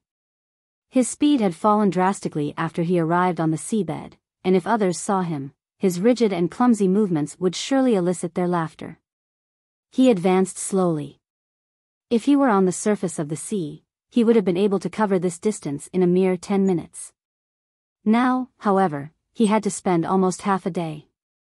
Finally, an expanse of ruins appeared before him, one of its corners radiating with a dazzling light. This is probably a mountain gate. He could clearly tell that this place used to be a mountain. However, half of the mountain peak had already been sliced off. Meanwhile, most of the mountain had also sunken into the seabed. As a result, only a small portion of the mountain remained sitting in the water. A stone pillar that measured at least 30 meters in thickness and 300 meters in height stood at the waist of the mountain. This stone pillar was the source of the dazzling column of light. There was a cave entrance next to the stone pillar, and there was also some dim light radiating from within it. However, the light from the cave entrance appeared extremely insignificant when contrasted against the brilliant and piercing light from the stone pillar. Ling Han swam over and tried to enter the cave to explore it. However, a strong current suddenly surged over as a gigantic shark appeared before him. Rings of golden-veined patterns decorated the shark's colossal body. This was a golden-patterned shark, a demonic beast at the consummate level of the mountain river tier. Surprisingly, a contemptuous smile tugged at the golden-patterned shark's lips as it discovered Ling Han. After reaching the mountain river tier, demonic beasts would have naturally developed intelligence already. In the shark's eyes, Ling Han was so weak that he was almost insignificant. However, the shark still swished its tail and shot toward Ling Han like an arrow, opening its mouth to bite as it did so. There was a loud snapping sound as it snapped its mouth shut. However, a confused look instantly appeared on its face. For some reason, it hadn't been able to bite into anything. The minuscule human had disappeared. The shark scanned its surroundings, yet it eventually gave up on its search. Instead, it swam toward the cave entrance. It had also been drawn here by the dazzling column of light. However, the clash between the two heavenly body tier elites just then had caused it to almost wet itself, so it hadn't dared venture over. Only after the two auras had disappeared for a long time did it dare swim back to this place. There were several other beings that had the same mindset as the shark. Glancing around, one could see that a turtle, crab, seahorse, and octopus had also appeared in the surroundings. These demonic beasts were all of similar strength. Thus, they didn't engage in battle, instead conversing using their divine sense after facing off for a short while. They then entered the cave one by one. "Huh!" the demonic beasts all exclaimed in astonishment when they arrived inside the cave. They discovered that the cave wasn't filled with water, but was a dry space instead.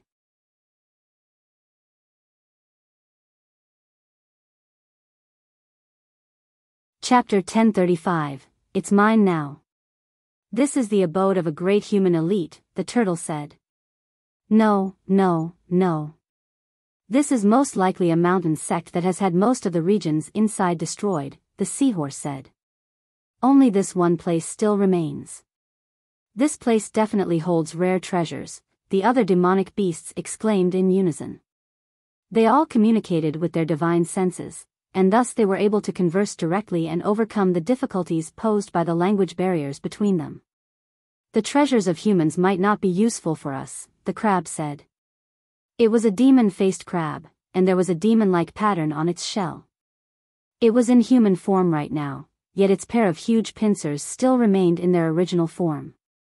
The bodies of demonic beasts were akin to god tools. This was heaven's blessing to them. Of course, they wouldn't mind owning a few more god tools either. "Hee hee, You can leave if you want. I don't mind using the treasures of humans, the prawn said. It was a black armored prawn that had a pitch-black body and an extremely sturdy shell. In fact, its outer shell was as sturdy as similarly ranked godly metal. This prawn could also shape-shift into human form, with a thick layer of black armor covering its body when it did so. This armor was transformed from none other than its outer shell. This was a residence built by humans, so it was unsuitable for the demonic beasts to enter in their original form, which was relatively huge.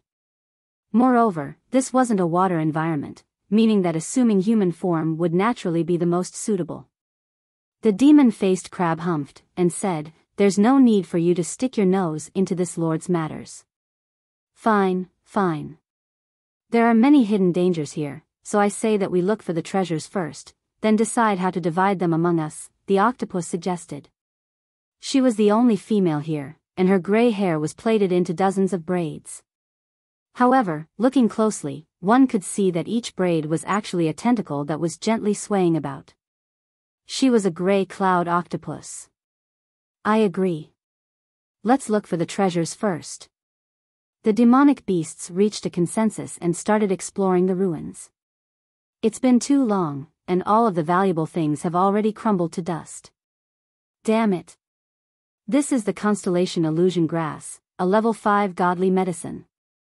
If there were enough, I would be able to break through to the sun-moon tier. This is a peculiar radiant stone, and it can temper one's godly bones. It's a shame that it's already turned into dust. Otherwise, it could have raised my armor's defense by an entire cultivation level. Heavens! This is a 4-emperor pill. The wails and agonized cries of the demonic beasts continued to echo throughout the ruins. They were stunned by the amount and rarity of the treasures here, yet they were also filled with a deep grief as all of these treasures had already crumbled, turning into dust. There wasn't a single item that remained in optimal condition. This treasure storage was divided into several smaller rooms, and they went through each of these rooms one by one. They arrived at the final room, and all they found there was a single stone slab. This stone appeared extremely ordinary. This was also the demonic beast's first reaction. This stone was far too ordinary, not even giving off the slightest of lusters.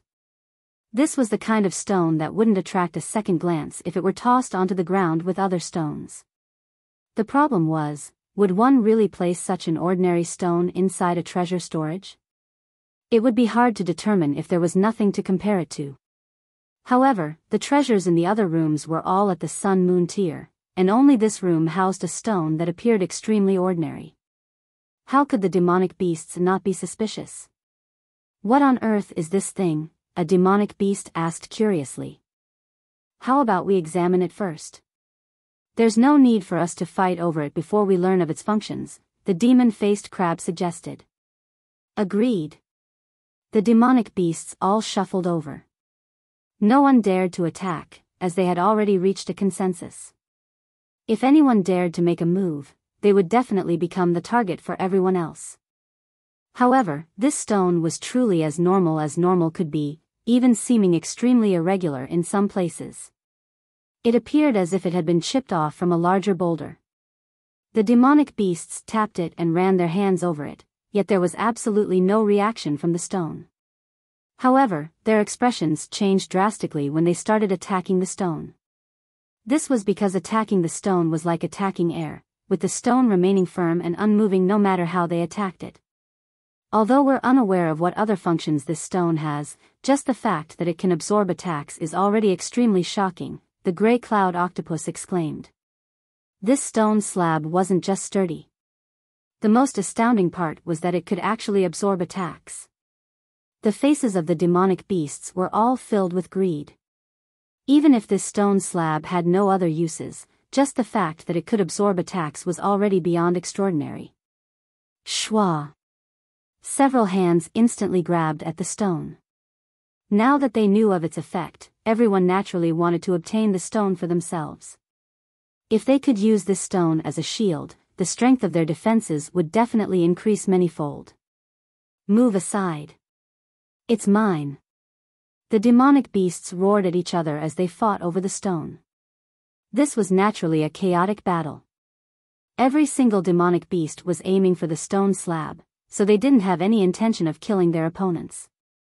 However, whenever someone obtained the stone slab, they would instantly be surrounded and attacked by everyone else. Thus, even if there were demonic beasts who were slightly stronger, they still held no advantage at all in such a chaotic battle. Pung! Right at this moment, however, the golden patterned shark's body suddenly exploded. The other demonic beasts were all given a fright. What happened? No one targeted him, so how did he suddenly die? At this moment, a figure suddenly appeared and reached toward the stone slab. It was none other than Ling Han. He hadn't lingered in battle just then, and had directly entered the Black Tower instead. However, he'd been swallowed into the golden patterned shark's belly along with some seawater. Just then, he exited the Black Tower and unleashed his full strength, immediately causing the golden patterned shark to explode into pieces. So what if it was a demonic beast? Its internal organs were still extremely fragile and vulnerable. Human. Damn it. The other demonic beasts were all shocked and infuriated. Although they didn't belong to the same race and weren't especially friendly with each other, they were all sea demons, after all. Even though they'd attacked each other at times, they were definitely firm allies and it came to fighting against external enemies. Moreover, Ling Han was actually trying to snatch the stone slab. They all attacked in unison. The tentacles of the octopus, pincers of the crab, and claws of the turtle all struck at Ling Han. Ling Han was merely at the early stage of the medium extreme, so he appeared extremely insignificant in the eyes of the demonic beasts. He had somehow managed to kill the golden patterned shark just then, but such an event would definitely not happen a second time. Pung! Their attacks all slammed into Ling Han's back, and each of the 5 attacks was at the consummate level of the mountain river tier. They were confident that no one at the medium extreme could withstand such an attack. However, although Ling Han spat out a huge mouthful of blood, his speed became even quicker as he shot forward and grabbed the stone slab with his hand. What? The 5 demonic beasts were all stunned. How was this possible? This human was merely at the medium extreme, so any single one of them should have been able to blast him into pieces, much less all 5 of them together. How did he only spit out a mouthful of blood? People all said that demonic beasts had powerful physiques. However, by the looks of it now, it appeared as though this human was the true demonic beast. Ling Han landed on the ground, stumbling forward a few steps before he caught himself. Searing pain burned across his back. Although his physique was on par with level 3 godly metal, he still felt a significant amount of pain after being hit by 5 consummate level demonic beasts. He couldn't help but spit out a mouthful of blood, and then another 2 mouthfuls of blood. Only then did he feel a little better. It hurts so fucking much. Ling Han shouted in his mind. However, the stone slab was finally his now.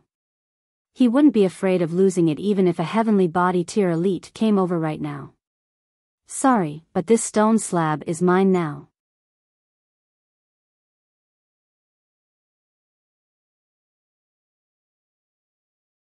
Chapter 1036, The Unfortunate Pei Ji. Put down the stone slab and we can spare you, the grey cloud octopus uttered coldly. Her whole head of tentacles was lightly dancing. At first, they were only about a foot long, but now, they extended to about 3 meters long, just as if they were spiritual serpents. Demon-faced crab, black-armored prawn, the giant turtle, and the seahorse were all staring at Ling Han, their eyes extremely unfriendly. Although this human's physique was very amazing, it was definitely not something that could not be broken through. If that had not been the case, he would not have been throwing up blood continuously when he had been on the receiving end of their combined attacks just now. Even if that stone slab possessed the special effect of absorbing attacks, it was only about the size of a human palm. At most, it would only be capable of protecting one vital point. In terms of battle prowess, the 5 of them were at a complete advantage, and if they worked together, they would still be able to easily eliminate this human. Ling Han snickered, and said, "Let's exchange a few blows first." He took the initiative to charge, brandishing his sword in an attack. Damn it! The 5 demonic beasts all flew into rage, and they shot out their respective attacks at Ling Han. Ling Han's purpose was to test out the uses of this stone slab. After all, he had hidden in the Black Tower previously, and thus had only gotten very vague information. Peng, peng, peng, peng. The attacks shot over, and Ling Han took out the stone slab to block to the right and parry on the left, instantly absorbing the various attacks. It was like a sponge soaking in water, making no sound and frighteningly quiet. He was involuntarily surprised. His physique was very tough, but after enduring an attack that exceeded the limits of his power, he would still be forced back or even be sent flying, completely unlike now when he was able to disperse even the attack from an elite cultivator at the peak stage of consummate level. This was too inconceivable. However, though the stone slab's effect was unnatural, with the combined attacks from 5 great elites, Ling Han could not possibly handle everything, and still suffered quite a number of attacks, causing him to once again throw up blood repetitively. His purpose was to test out the stone slab, and since he already knew the effects, there was naturally no further purpose to continue the battle for no reason. Ling Han was just about to enter into the Black Tower when he saw another person enter into the treasure trove. What first came into sight was the legs that looked like tree roots constructed of innumerable metal rods. Then, it was an old man, who had lost the lower half of his body, and it was connected atop these metal rods. Pei Ji. Obviously, he, too, had discovered that a pillar of light had shot skywards from here, and thought that a secret treasure had appeared. Hence, he had rushed here with all impatience. Big Brother Pei, great! Quick, come and help me block these people. Ling Han called out loudly. Ling Han. Pei Ji couldn't help but be surprised. He had never imagined that he would see Ling Han here. Was this brat a portent of calamity for him? Why was it that he would see the latter everywhere he went?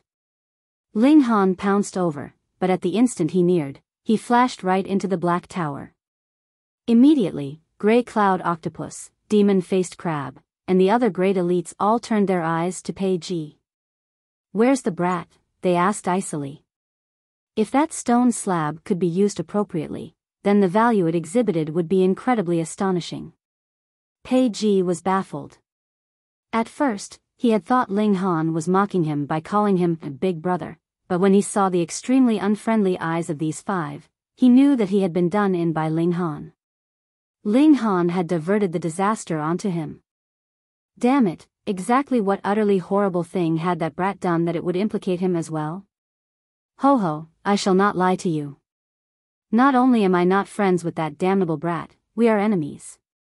I, too, want to kill him and delight in his death afterwards. Pei Ji took a few steps back, not daring to be the slightest bit careless. He was even more displeased internally. If it were not for the fact that his 2 pseudo-Sun Moon tier puppets had been snatched away by Ling Han for some inexplicable reason, he would have been able to easily suppress these 5 animals, so what need would there be for him to be as cautious as he was now? Humph, the words of humans should never be trusted. Demon-Faced Crab said coldly. That's right. Though this old man is already crippled, and does not have much youthful vitality either, he is still an existence of the consummate level, after all. Devouring his blood essence would still be a little nutritious. Grey Cloud Octopus stretched out her foot-long tongue and licked her lips. Pei Ji was stunned, and quickly went into a defensive position. He said, "Everyone, I am not one easily to be trifled with either. If you want to kill me, at least one of you would die with me. Is that right?" The 5 demonic beasts made their moves at the same time, and attacked Pei Ji simultaneously. Pung! The moment they made their move, Pei Ji was completely at a disadvantage, and ended up being horribly thrashed by the 5 demonic beasts. His battle prowess only matched his cultivation level, or was even a bit weaker than that.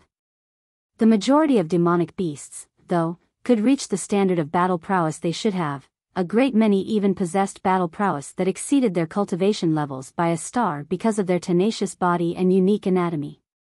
Hence, with only him against a large number of enemies, and furthermore being dominated in terms of battle prowess, Pei Ji was naturally even worse off. Pooh! He spat out blood madly. As a puppeteer, he himself was weak in actual battle. However, his strongest two puppets had been taken by Ling Han, so he had only had a few puppets left to cover him while he fled, but they were all in the low extreme. This kind of puppet absolutely could not dive into the deep sea, and they had long been crushed by the underwater pressure. Furthermore, he could not store them into his spatial spirit tool. Hence, he was really all by himself now. The situation now was practically disadvantageous to him to the utmost. A mere human. Just a human. The 5 demonic beasts all smirked coldly. Pei Ji's inability to withstand a single blow finally helped them recover their lost confidence. The brat just now was after all an exceptional case, and the majority of humans were still normal. Pei Ji was extremely depressed. He had not seen any treasures after rushing all the way here, and was now being targeted by the combined attacks of 5 elites. This was practically baffling, and extremely depressing. That despicable brat, it was all his fault. His fault entirely. 100 flowers dancing wildly. Pei Ji delivered a powerful move. Innumerable metal legs bloomed like they were the petals of a flower, the power of the attack extremely shocking. What mood did he have to linger in the battle? He planned to deliver a powerful move to cut a path of blood out and flee. Whatever treasure there was, he did not want it anymore. Humph. Turtle stepped out to block his attack. His body shook, and instantly became a few times bigger, forcibly taking this attack head-on. Peng, peng, peng, peng. A series of attacks fell, but merely created brilliant sparks on that turtle's back, completely unable to break through his defenses. Turtle was the demonic beast with the strongest defenses, there was practically none that could match it. Pei Ji almost spat out blood. He had shot out a powerful move, yet only one of the elites from the other side was enough to block it forcefully. Die. Demon-faced crab and the other 3 immediately followed through with an attack. Schwa, countless octopus tentacles stretched out, while giant crab pincers and prawn pincers clamped down. They were all covered with divine patterns, and flickered with divine light. Ah! Pei Ji released a horrible scream. Though he was defending with all his might, there were too many enemies, and they were too strong. One of his arms was instantly cut off, and over a dozen bloody holes appeared on his chest. Thankfully, his vital points had been missed. Otherwise, he would definitely have died with their single attack. The 5 great demonic beasts did not pull any punches. Another attack blasted over, intending to end Pei Ji's life. Apologies, this person is guilty of terrible crimes, and I must kill him personally. Ling Han appeared, the ultimate arrow already activated. The 5 great demonic beasts all felt their hair stand on ends, if they had any. This arrow made them feel a powerful threat. If they did not defend with all their might, even they would be severely injured, or possibly even instantly killed. Without waiting for them to form their second thought, Xiao, the arrow had already shot forth with all its fury. No. Pei Ji only managed to widen his eyes, and an arrow had shot into his chest. The tail of the arrow flashed past, and directly flew out through his back.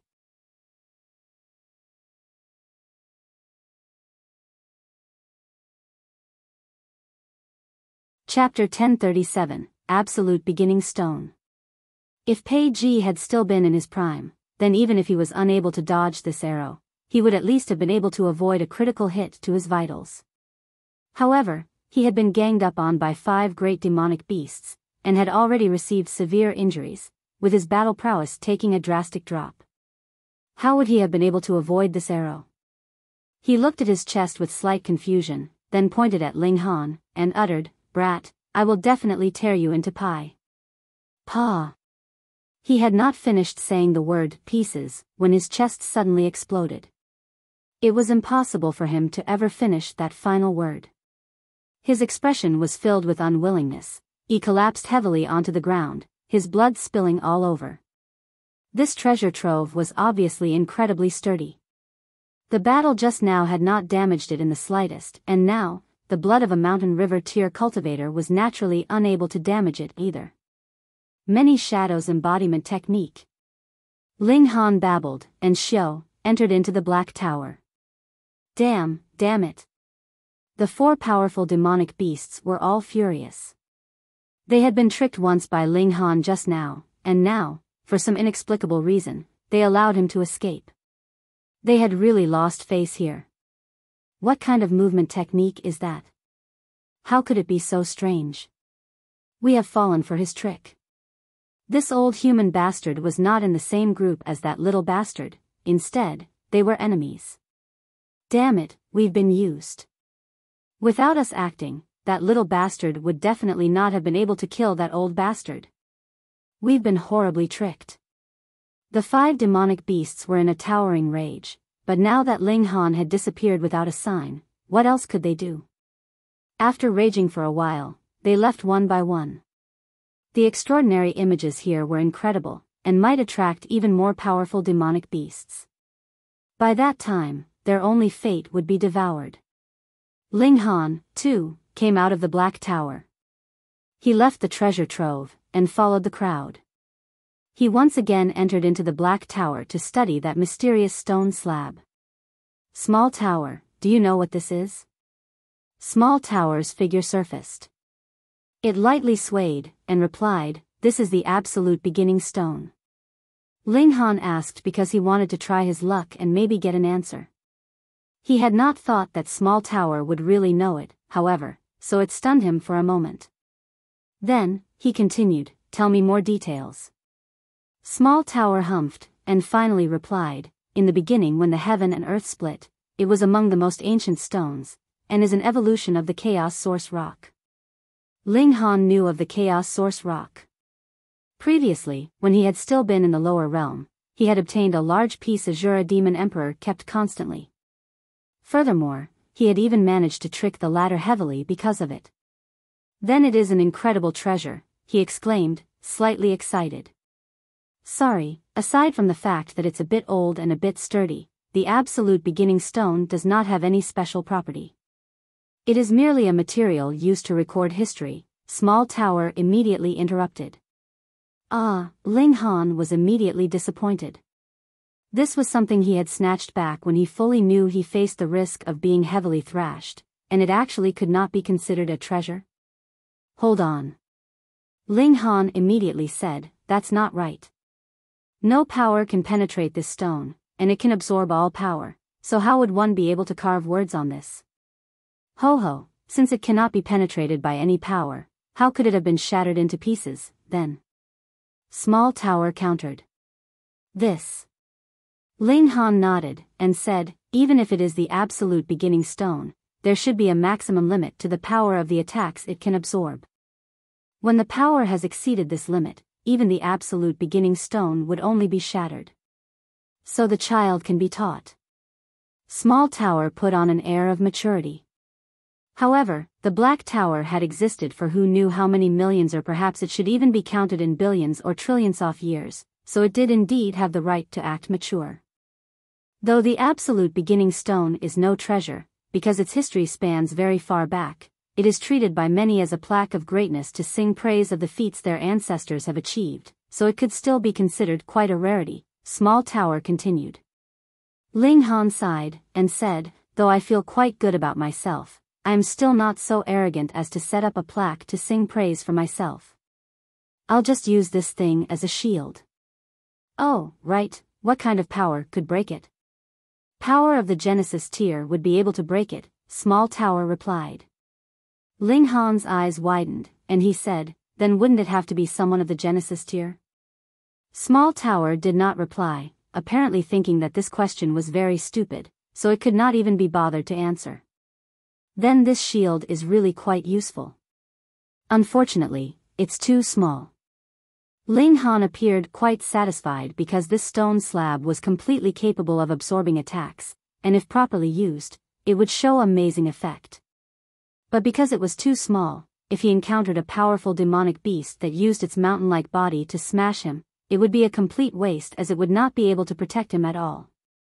When met with the punch of an elite, or even transformed into something akin to a star, it would be completely ineffective as well. That would depend on how it's used. Ling Han came out of the Black Tower. Immediately, the terrifying water pressure surged over. He tried to use the absolute beginning stone, and it was really effective. Wherever he placed it, the pressure there would disappear completely. Unfortunately, he could only protect a spot about the size of his palm. Ling Han simply treated it like a protection for his heart. The heart, the head, and Dantian were the three most crucial vital points of any cultivator. Losing the first two could be fatal, whereas the Dantian was the source of one's power. If it was broken, then one would be equivalent to a cripple. He began to float towards the surface of the sea. Because there was powerful gravity, the buoyancy also seemed to have completely disappeared. The speed that he was floating upwards at was very slow. Boom! The waters rippled, and a huge demonic beast suddenly appeared ahead of him. It was a giant crocodile that possessed as many as 6 legs, and was over 900 meters long. It was completely covered in scales that were even larger than the lid of a well. Merely its tail alone was more than 300 meters long. Ling Han could see it because its 2 eyes were shining with light like 2 balls of fire. At the same time, he also felt an indescribable pressure. The Sun-Moon Tear. The giant crocodile had also discovered his presence, and immediately accelerated with a swing of its tail, opening its mouth to eat him. Ling Han did not have any intention of escaping by a fluke. He directly ducked into the Black Tower. If this huge mouth bit down, it was definitely not something that could be blocked by the absolute beginning stone. It might not even be able to fully protect his heart, and the other parts of his body would be turned into mush. The huge crocodile's mouth snapped shut with a loud sound, but a hint of confusion shone in its eyes because it had not bitten anything at all. Who? The sea waters surged. This time, the Black Tower was not swallowed down by the huge crocodile, because there was a massive gap in between its teeth. The Black Tower had long since flowed out with the water, and was immediately pushed out a few hundred meters away by the powerful waves. The Sun-Moon Tear is really too powerful, Ling Han mused inside the Black Tower. If he had met with an opponent in the consummate level of Mountain River Tier, then even if he was no match for the other party, he would have still held up for a while somehow, just like when he had been simultaneously attacked by the 5 demonic beasts in the consummate level of Mountain River Tier. He had only spat out a few mouthfuls of blood back then. However, he believed that he would be instantly reduced to a mush of flesh and blood if he was really bitten by this colossal crocodile. The gap was really much too big. The huge crocodile had an obvious wrinkle in its brow. When one had reached the kind of cultivation level it was on, its intelligence was completely awakened, and it was not the slightest bit different from any humans. It was merely unwilling to take on human form in the deep sea. If not, others would really be unable to tell how it was different from other humans. A mere cultivator in Mountain River Tier was actually capable of evading its bite? Strange.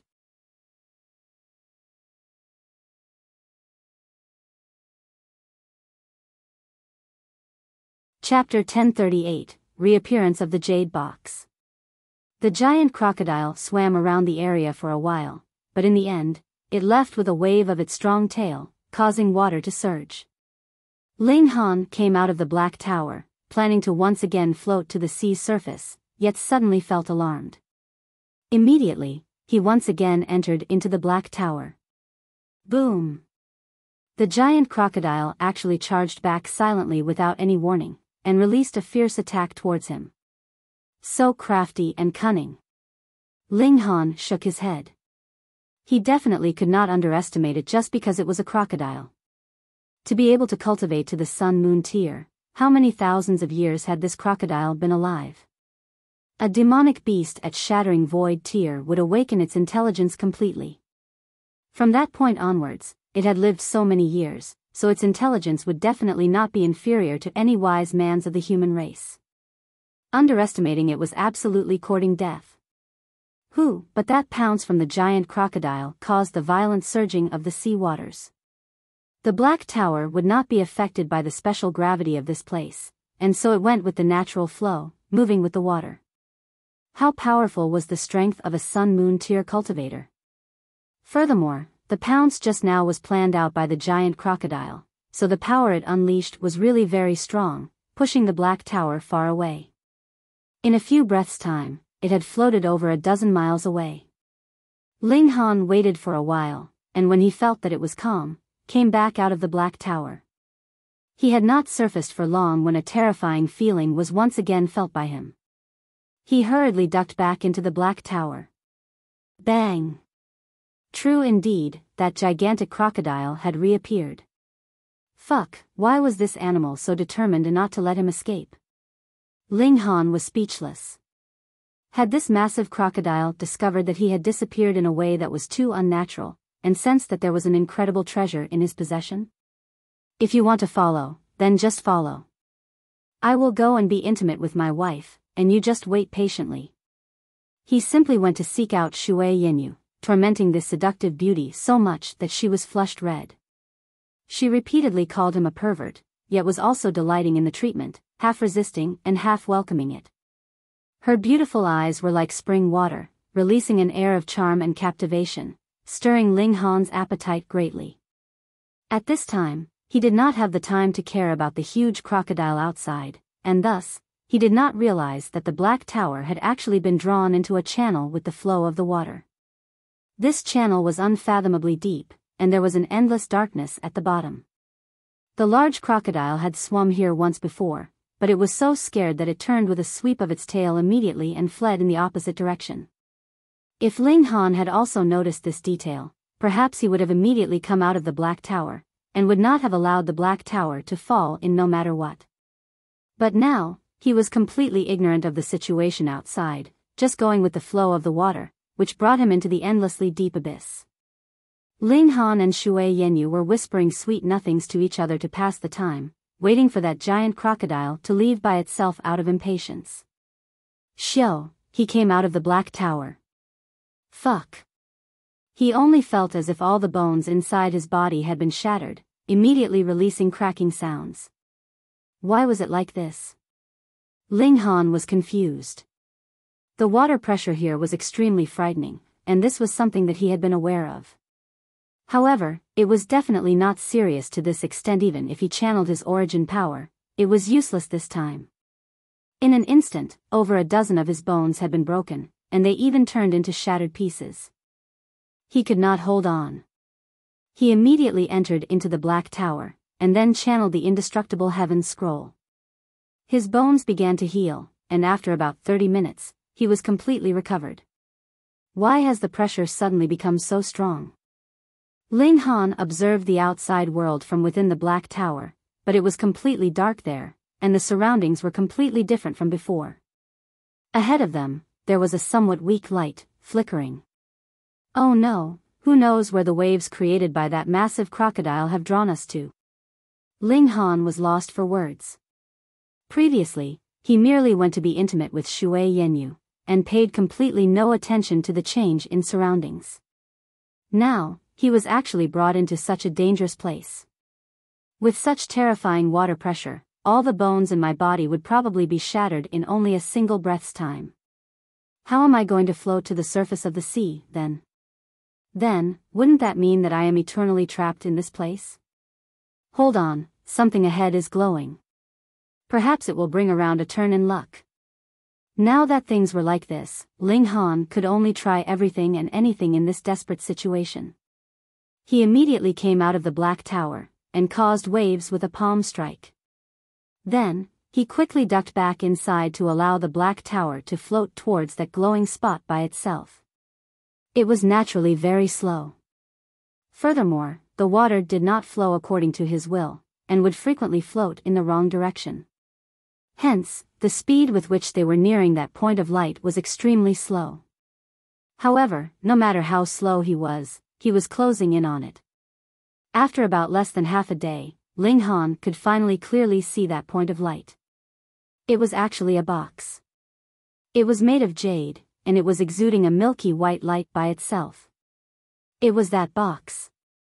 Ling Han recognized it with a single glance. It was precisely the treasured box that Zhu Yueyun and Ho Yang had been fighting over. He had never thought that neither of them had gotten a hold of it, and this box had actually fallen into such a place. Am I fortunate or unfortunate, then? Ling Han scratched at his head. If he was lucky, then how would he have fallen into such a crisis? It was practically desperate straits. Then, if he was unlucky, well, the treasure that two great elites of heavenly body tier had been fighting over had actually fallen onto a place that was not far from him. Who cares if I'm lucky or unlucky? I'll first get a hold of the treasure, otherwise, would definitely be unlucky. Ling Han tried the same trick again, and floated towards that box. He was slowly approaching. Finally, there was only an arm's distance left. Ling Han left the black tower in a flash, and grabbed the box with a stretch of his arm. He was just about to retreat back into the black tower. However, just in that instant, a black gas also spread out. It had previously been hidden underneath the jade box, and now, like an octopus that had stretched out its tentacles, it wrapped around Ling Han. In that instant, a strong feeling of impending danger rose up in Ling Han's heart. He felt that if he was entwined by this thing, it would definitely be worse than suffering a palm strike from an elite of the Sun-Moon tier.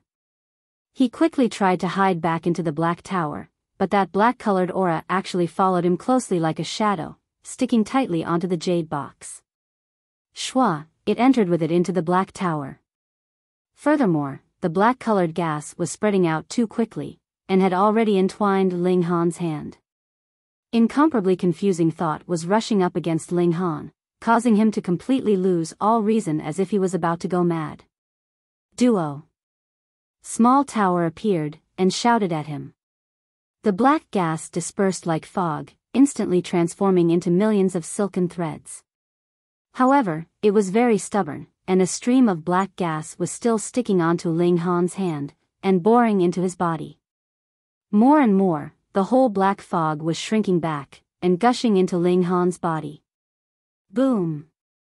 A scene of battle arose in Ling Han's mind. Two great elites were battling among the stars. One attack was enough to even shatter the stars far away, causing the sun to eternally lose its brightness. He was astonished. What level were these elites at? The Genesis tier? One of the two fighting was an old man whose skin was completely gold in color. He was very fat, and was all smiles. He also had a big, round tummy, and his earlobes were extraordinarily big, they actually touched his shoulder. His head, meanwhile, was completely bald.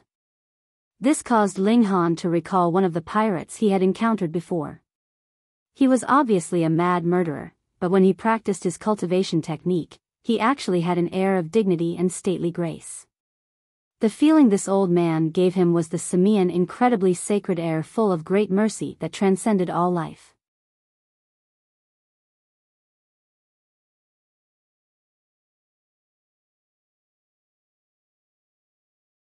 Chapter 1039, Essence of the Demon Master.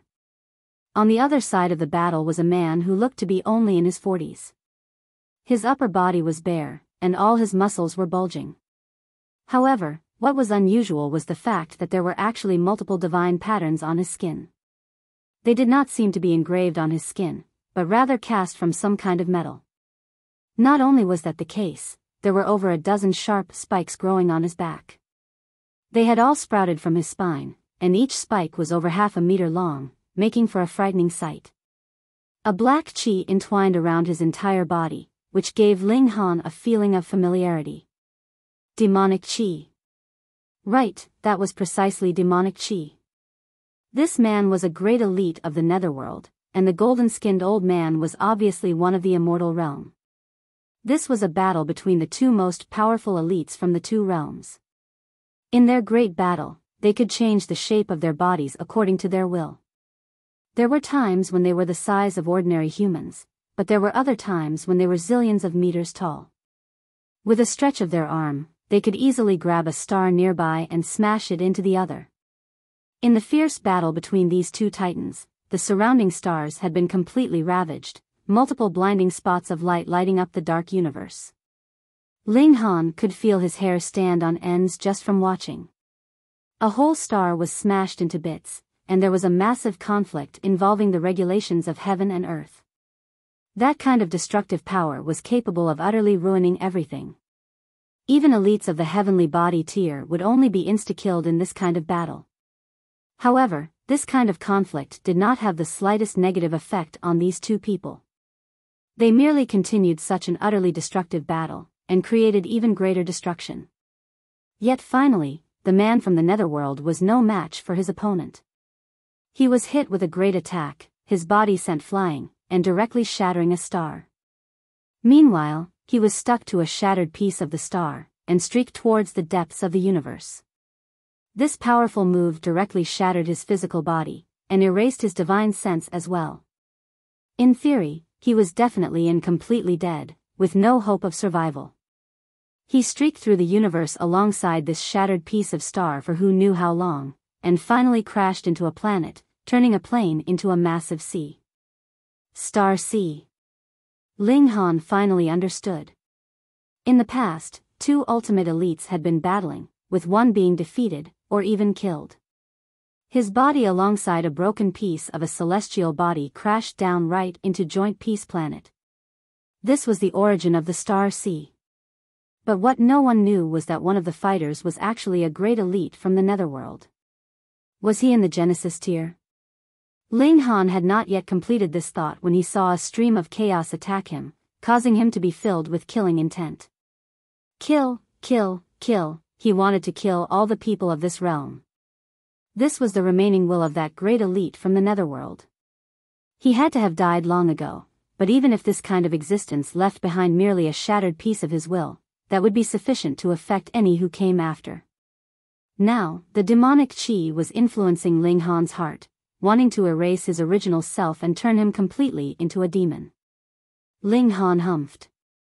If this was outside, he might be affected, but this was inside the Black Tower. The Genesis tier was indeed the greatest power of the current era, but this elite from the netherworld had died who knew how many years ago, so how much power could he still have left? Ling Han drew upon the power of the Black Tower to resist the demonic chi. This was not his first time. Long ago, in the Devil's Sky Mystery Realm, he had already resisted the demonic chi of the Azura Demon Emperor. Of course, compared to this stream of demonic chi, the Azura Demon Emperor was practically trash. However, Ling Han's abilities had also changed massively since that time. Furthermore, the power of the Black Tower had also been restored quite a bit since then. Was that still not enough to suppress you? Ling Han whittled away endlessly at the demonic chi. The berserk, chaotic, and bloodthirsty factors had all been worn down, leaving behind only the purest essence, which sunk into Ling Han's dantian. At first, there was only a speck, which turned into a ball, but it was about the size of an egg then. What was shocking was the fact that the essence was filled with power, and could be absorbed by his mountain river. Ling Han immediately discovered that his second great mountain was growing at an astonishing pace. Going by that trend, he would be able to reach the middle stage of the medium extreme in about a month's time, close to the late stage, and form his second great river from there. This was really too astonishing. It had to be known that breaching every minor level in mountain river tier would take long millennia. Only Zhao Luan, Sha Yuan, and other such descendants that managed to obtain terrifyingly bountiful resources would be able to complete such accumulation in a short few centuries. But Ling Han? Going by this kind of rate, he might be able to reach the peak stage of consummate level in only a few years. There is no need to be shocked. This is the lifetime essence of a demon master, Small Tower suddenly spoke up. Demon Master. Though Ling Han had expected this, he was still shocked. Demon Master, an equivalent to the saints of the immortal realm, was in existence in the Genesis tier. The will and physical body of the Demon Master has long been worn away, but Genesis tier is really too powerful. Even a portion of his body could last for a few 100 million years, influencing the sea, Small Tower said. Ling Han nodded. Precisely because of the effect of the corpse of the Demon Master, this sea was affected, creating such incredibly shocking gravity. In truth, that was a kind of power of regulation. An elite of the Genesis tier would affect the regulations of the heaven and earth, and who would not be influenced? No wonder demonic chi would seep out of that pit on the Earth's core island. It had to be connected with this area of sea. Ling Han looked inward at his dantian. The last bit of essence from the dantian had turned into a black ball. It was so black that it would cause one to shudder inwardly. Furthermore, the endless power was also spreading out through this ball-like form, nurturing his physical body and raising his cultivation level. This was something that was taking place at all times, and going by that trend, it was enough to help him reach the Sun-Moon tier. That was natural. It was the lifetime essence of a demon master. What would be strange about it raising Ling Han to the Sun-Moon tier? On the contrary, if it were not for the fact that time had passed too quickly, and that it had lost a great portion of its essence, it might have even been capable of raising Ling Han to the Heavenly Body tier or even the Eternal River tier. Thankfully, the power of this essence is spreading out bit by bit. I would definitely explode from its force otherwise. A lingering fear rose up in Ling Han. Being capable of raising his cultivation level to the Sun-Moon tier in a short time. How terrifying was this power? Also, this ball of power was staying in his body. It was like a time bomb. It would really keep one on edge and scared. However, the most important thing is not the quick boost to cultivation level, but rather the demon master's comprehension of the regulations of heaven and earth contained in this, the regulations of heaven and earth of the netherworld. I only need to reach a corresponding level, and I would be able to comprehend the regulations from both the immortal realm and the netherworld, which is the very most frightening part. But I heard that the two realms were opposed to each other, remaining in an inharmonious relationship.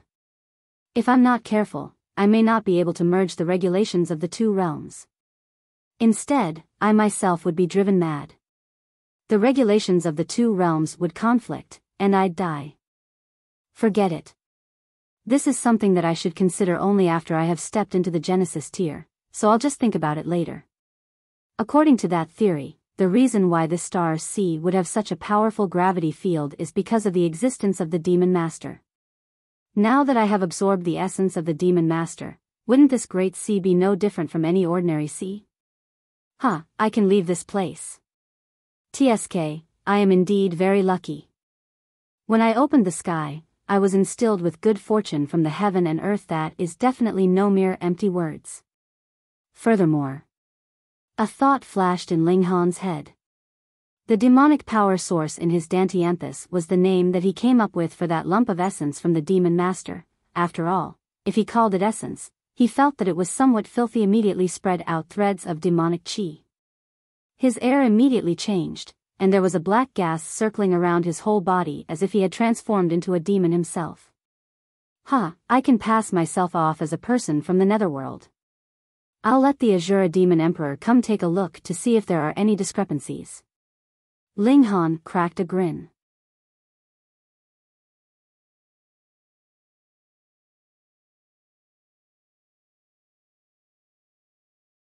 Chapter 1040, Invincible Sword Saint. Ling Han called the Azura Demon Emperor over, and said, "Watch me." "Yes, Master, oh great Master." The Azura Demon Emperor was working hard to improve his flattery skills, and he immediately started to perform with all his might. Master is truly becoming nobler and mightier by the day. When I stand before you, it's as if I'm standing before the sun. Before your brilliant radiance, I only want to kneel down and pray for your longevity. It is you who have brought this world light, it is you who have brought this world hope. Okay. Stop trying to flatter me. Tell me how I look now. Ling Han channeled the demonic power source, causing a black shadow to instantly envelop him. His appearance didn't change significantly, yet the aura radiating from his body seemed completely different from before. Master. The Azura Demon Emperor instantly plopped to his knees. The aura that radiated from Ling Han was far too terrifying, far surpassing that of any great elite that he had ever seen in the netherworld. This was the aura of a demon master. Master, could it be that you're a great elite from the netherworld? the Azura Demon Emperor asked, stuttering. No, of course I'm a human. It's just that I coincidentally managed to absorb the power of a demon master, Ling Han explained. Do I seem any different from beings of the netherworld right now? No, not in the least. The Azura Demon Emperor hurriedly shook his head, and said, Master, you're fundamentally no different from beings of the netherworld. No. In terms of essence, you're in fact countless times nobler than them.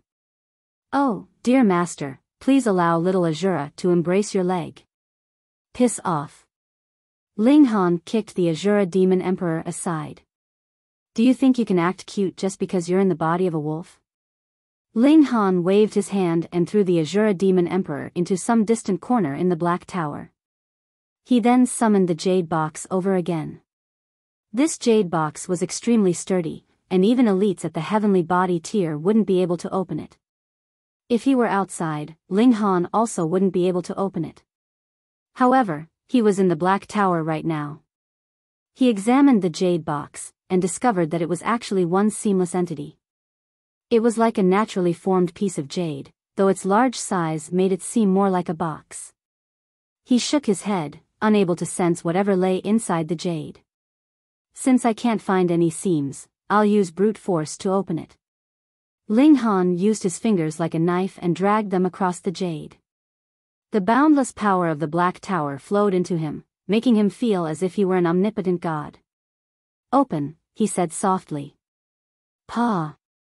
The jade box was cut open by him, and sure enough, it was hollow inside. There was only a piece of silver paper resting in it. Ling Han tried to pick it up, yet his expression changed drastically as a burst of sword light suddenly slashed over. It was as quick as lightning, and impossible for him to dodge. Ding!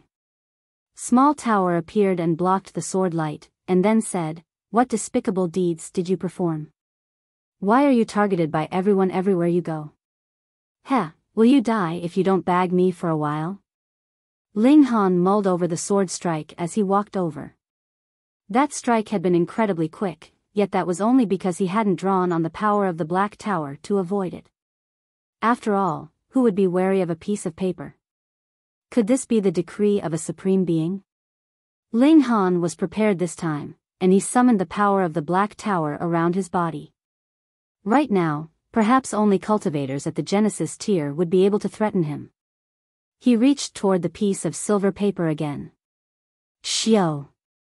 Another burst of sword light slashed toward Ling Han. So fast. Although he was already prepared, Ling Han was still surprised by the astonishing speed of the sword light. In fact, it was even quicker than his annihilating dragon star arrow. This kind of speed was completely abnormal. Wang! The sword light ground to a halt as it arrived before Ling Han's body. This was unavoidable as Ling Han was like a true god in the space contained within the Black Tower. Even the speed of the sword light could do him no harm. Ling Han's heart thumped with excitement, and he exclaimed, What on earth is this? How is it so domineering? He believed that he had genuinely come across an extremely valuable item. As expected of a treasure fought over for by two heavenly body tier elites. He unfolded the silver paper, and was faced with an even more relentless attack as countless bursts of sword light slashed over in unison. It was as if tens of millions of sword lights were surging over together. A wall of light appeared before Ling Han's body. It was formed due to the tremendous number and density of sword lights. Vanish. Ling Han humphed softly, and the bursts of sword light disappeared one after another, their might receding like a falling wave. This feels amazing. Ling Han sighed in his mind. It would be great if I could physically summon the Black Tower. If I were able to do that, I would be able to force others into the Black Tower and then suppress them. If Empress Yuanxiang or the Emperor of the Eternity Sky Majestic Empire were trapped inside, their only option would be to submit to me. The piece of silver paper finally stabilized, and stopped producing bursts of sword light. However, there wasn't a single word on the piece of paper. It was completely blank. This doesn't make any sense. There were so many layers of protection just for this piece of blank paper. Impossible. With a thought, Ling Han's divine sense entered the piece of paper. Countless pieces of information instantly surged into his mind. 4-form sword technique. Eventually, only these 4 words remained in his mind. This piece of silver paper had been left by an elite who had lived a long, long time ago. He was a grandmaster of the sword Dao, and people referred to him as the Invincible Sword Saint. The title, Saint, signified that he was a great elite who had reached the Genesis tier. Generally speaking, however, even those at the Genesis tier didn't dare refer to themselves as Sword Saint, Saber Saint, and so on. This was because such titles implied that one was the most powerful in a certain field. That being the case, one who claimed such a title could expect countless cultivators who were masterful in the same field to challenge them relentlessly. After all, no one would easily acknowledge such titles. Of course, the Invincible Sword Saint hadn't given this title to himself. Rather, this had been a publicly acknowledged title. Moreover, not only was he titled a Sword Saint, but his title even had the word Invincible in it, signifying that he was even more powerful.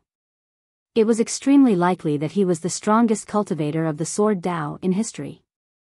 Meanwhile, his strongest sword technique was the 4-form sword technique, which consisted of 4 parts: the fast technique, slow technique, chaotic technique, and calm technique.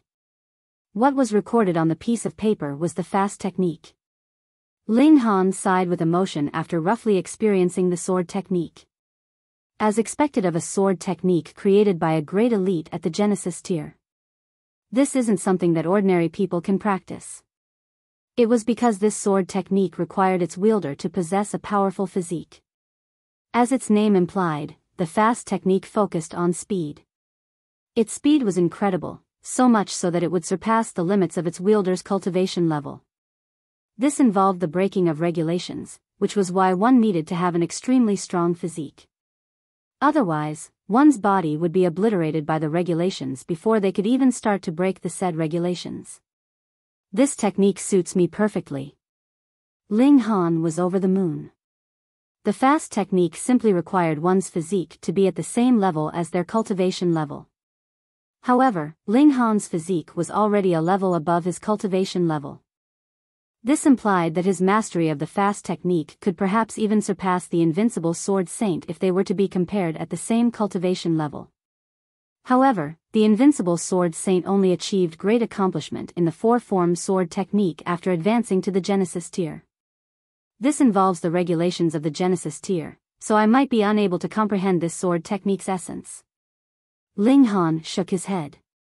His comprehension was indeed astonishing. Yet due to the restrictions posed by his cultivation level, he was still unable to comprehend techniques of the Genesis tier. Forget about it. Let me practice this sword technique and see how it goes. It's about time that I raised my sword skills.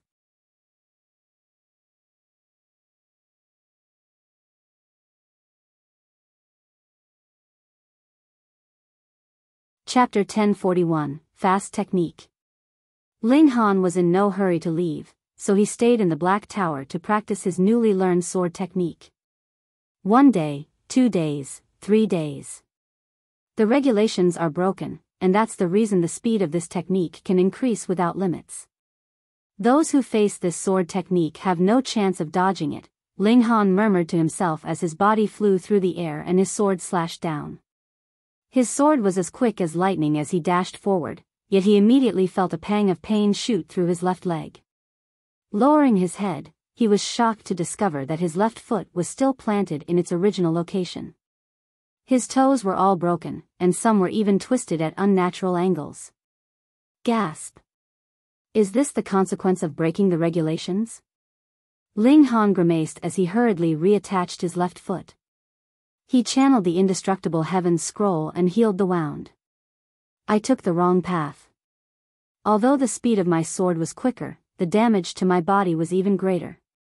However, this is partly because I'm in the Black Tower, where my power is magnified immensely. If I were outside, I definitely wouldn't have been able to twist my bones to such a degree. I can't practice here. I have to go out first. Ling Han exited the Black Tower, and immediately discovered that the devastating water pressure had already disappeared. In fact, it was somewhat wrong to say that it had disappeared. After all, the sea would naturally have some pressure at great depths.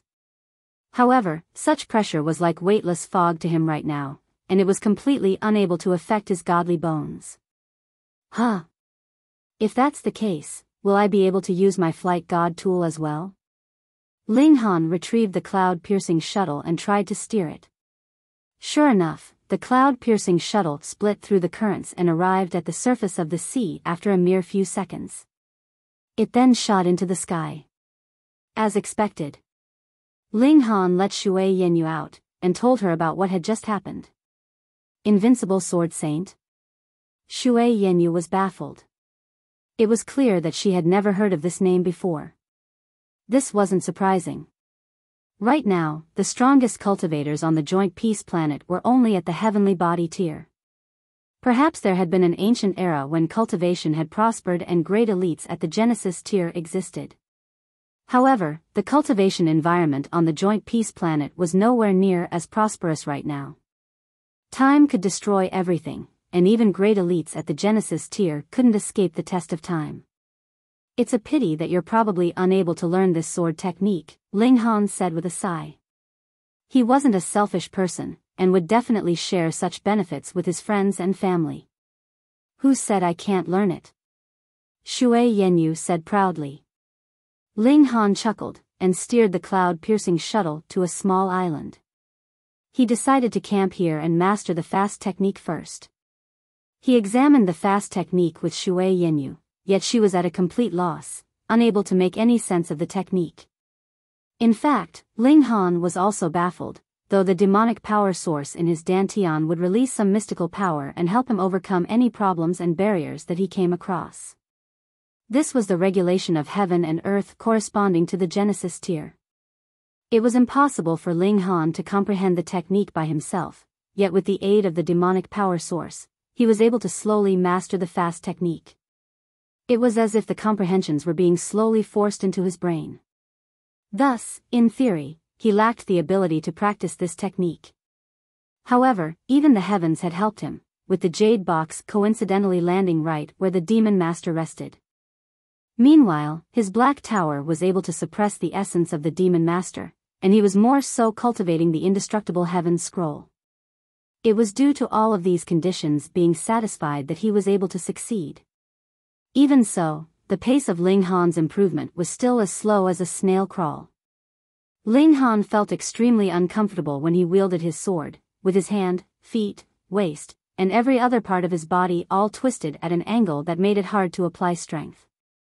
Anyhow, Strange couldn't begin to describe how this technique felt. He slowly overcame these problems, and the speed of his sword became faster and faster. However, the faster his sword became, the more burden was placed on his body.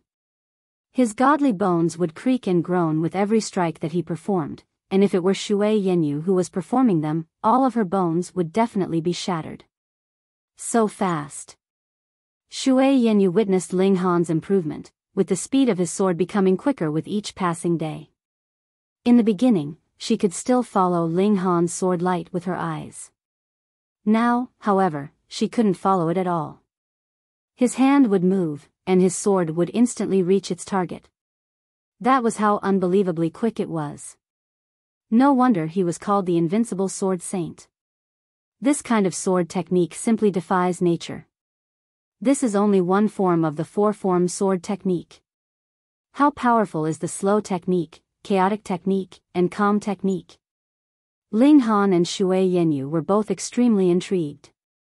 After a month of practice, Ling Han finally attained small accomplishment in the fast technique.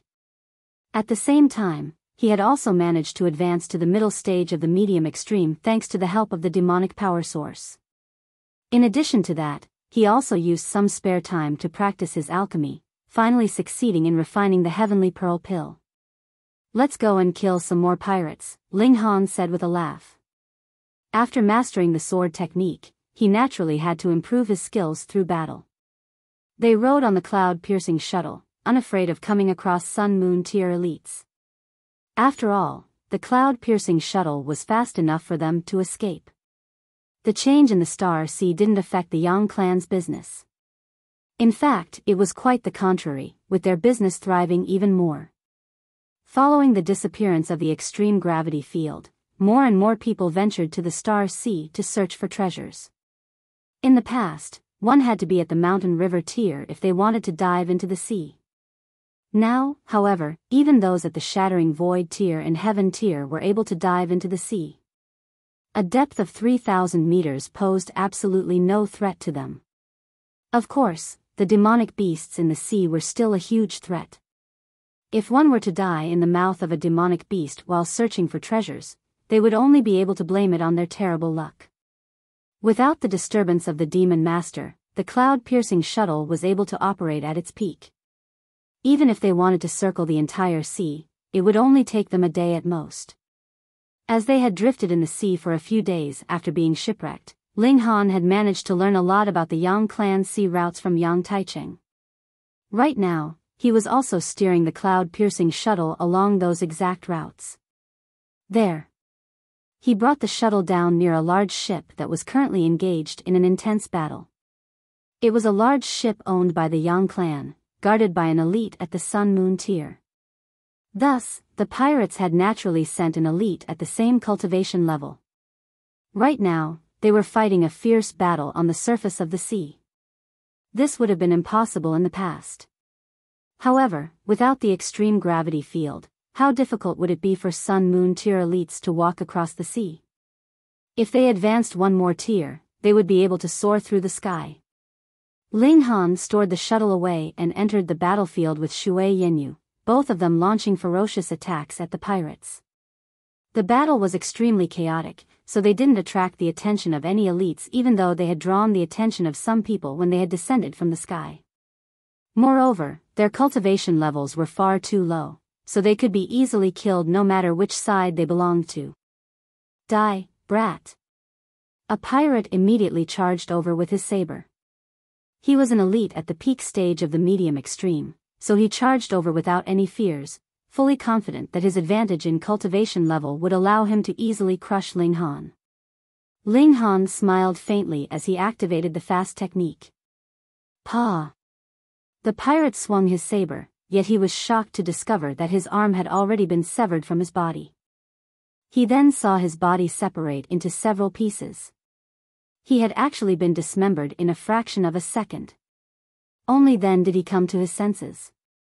How come I can see myself being dismembered into several pieces? Could it be that I've already been decapitated? When did this happen? I didn't see him move at all.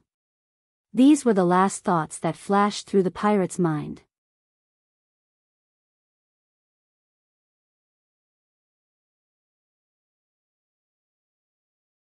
Chapter 1042, Might of the Fast Technique. Such an exchange naturally wouldn't attract much attention. After all, the battle was chaotic, and their ranks were low.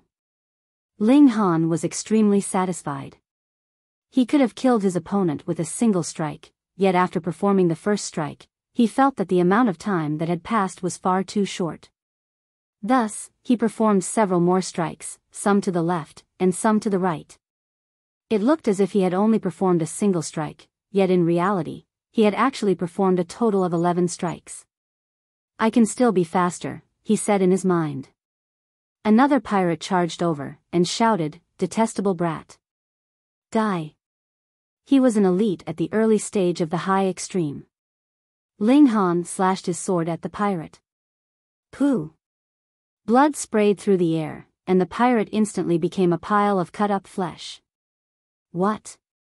After seeing two fellow pirates being insta-killed, the pirates in the surroundings finally took notice of Ling Han.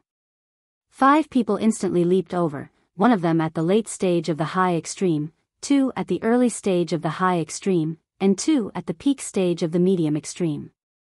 There are 5 people, and one is even at the late stage of the high extreme, Ling Han mumbled to himself.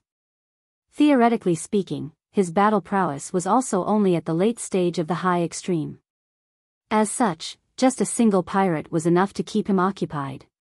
However, there were 4 more pirates, so this was already enough to threaten his safety.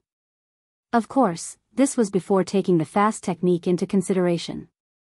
The 5 pirates sneered, and said, "Brat, where did you come from? You actually dare to stick your nose in our matters? Hee, this lady over here is fairly beautiful. Fairly beautiful? Her beauty is absolutely bewitching.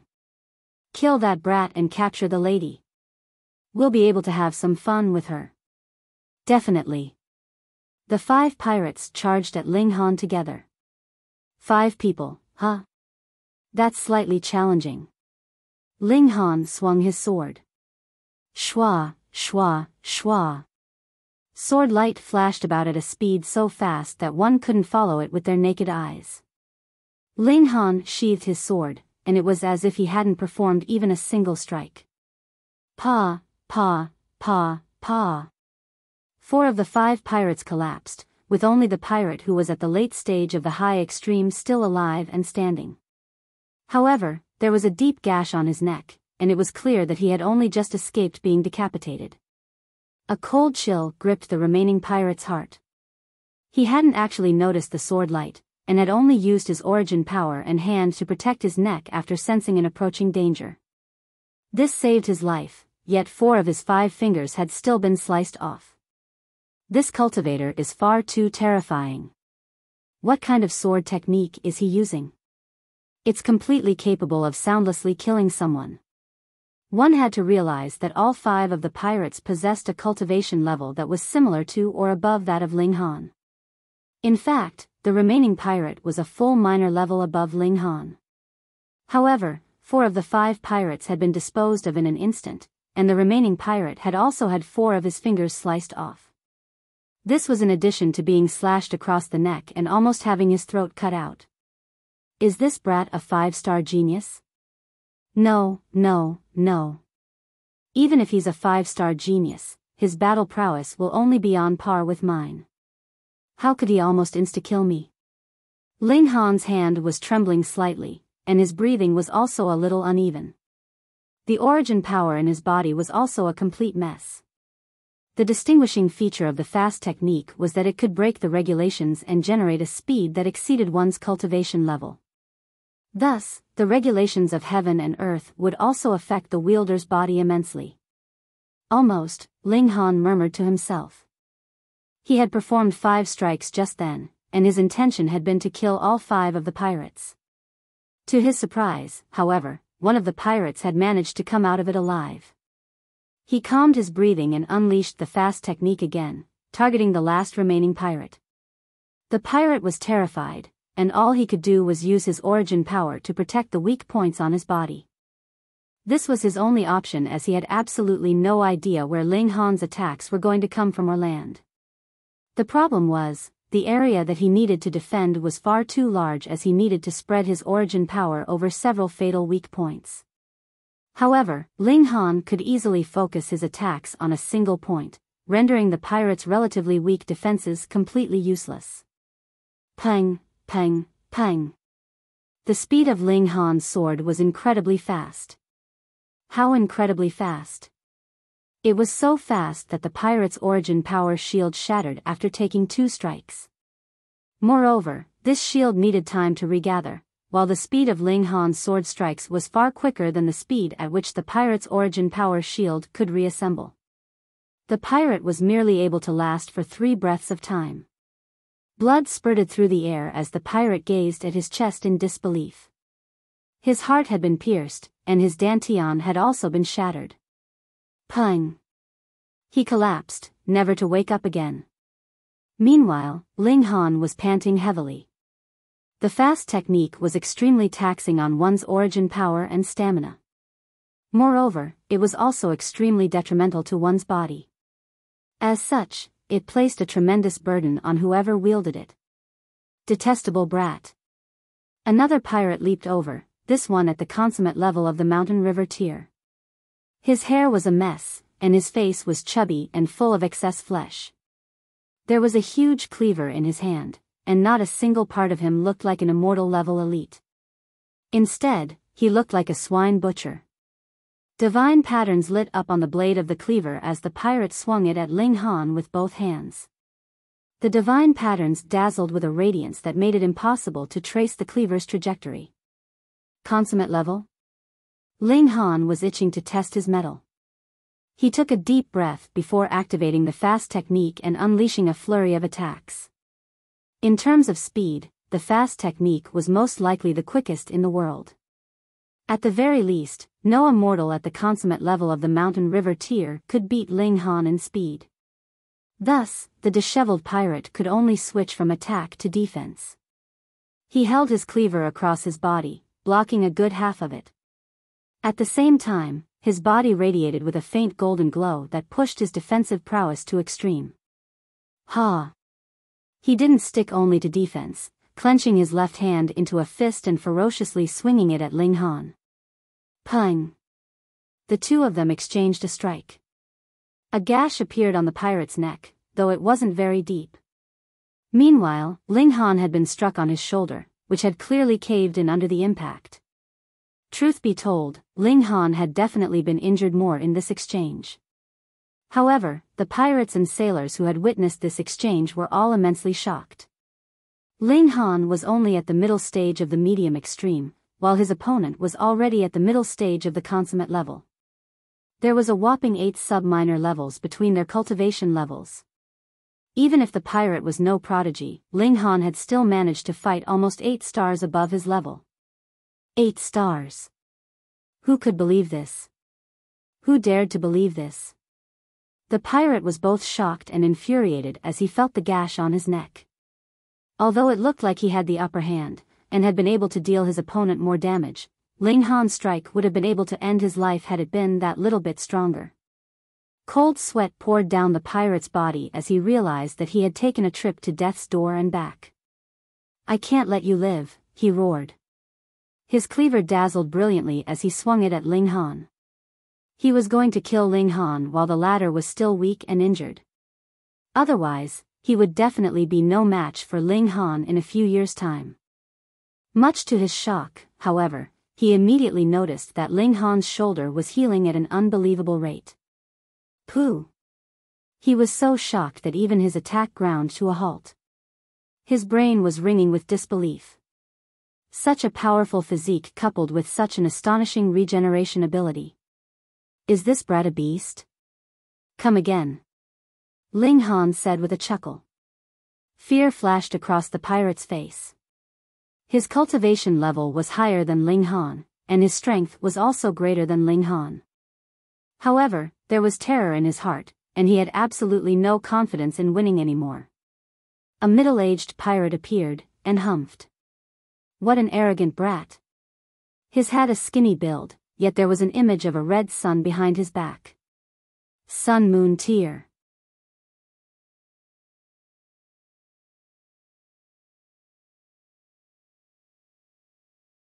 Chapter 1043, Slap Across the Face. Heh, Xicheng, your opponent is me. There was a loud laugh, and a heavily built male appeared before Ling Han. His left hand was ordinary, yet his right hand was surprisingly large. Moreover, it was as black as ink, and radiated with the luster of metal. Yuanxiang, is this brat a new prodigy of your Yang clan? The pirate who had been referred to as Xicheng asked. His voice rumbled like thunder. Yuanxiang was none other than the Sun Moon tier elite of the Yang clan, standing before Ling Han at this moment. His right hand was significantly larger. Who knew if this was because of his brilliant self-pleasure skills? So what if he is? So what if he isn't? Either way, it's none of your business, Yuanxiang said coldly. His pitch-black right hand started to glow and radiate a terrifying aura as strands of divine patterns appeared, forming an ancient image. Heh, it looks like my guess was correct. An almost tangible killing intent seeped from Xicheng's body as he glared at Ling Han coldly. This youth was extremely dangerous, and he had to dispose of him as soon as possible. Otherwise, it would be too late for him to express regret when this youth grew up and came looking for revenge. Yuanxiang raised his right hand and pointed it at Xicheng, saying, "The gravity field over the star sea has already disappeared, and the good days for you guys have already come to an end. Prepare to die. Ha ha ha ha. Keep dreaming." Xicheng raised his hand, and a burst of sword light instantly raced toward Ling Han. You dare?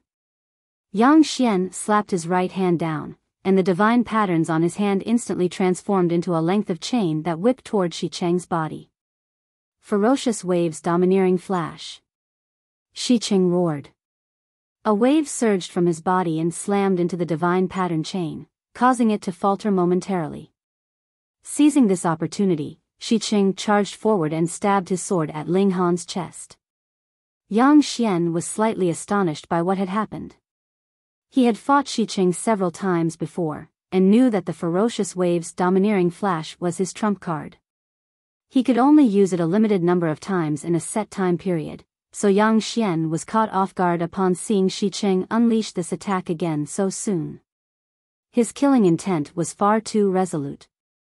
Meanwhile, Ling Han was a complete stranger to Yuanxiang, and Yuanxiang also knew that Ling Han was not a passenger on his ship.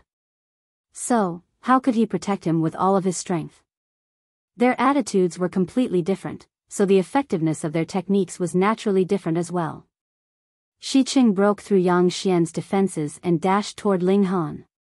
How could a cultivator at the medium extreme of the mountain river tier fight an elite at the sun-moon tier? There was no way this was possible, even if Xicheng was only at the middle stage of the low extreme. This battle would definitely be over in a single strike. The sword reached its target. Wang! Xicheng's sword pierced Ling Han's chest, directly where his heart was. Then, everything stopped. Pa! There was a crisp sound, and everyone saw Ling Han aggressively slap Xicheng across the face. It was crisp, and it was loud. The battles all stopped at this instant, and everyone turned their widely open eyes toward Ling Han. Their mouths gaped so wide open that even a fist could probably fit inside. Holy fuck!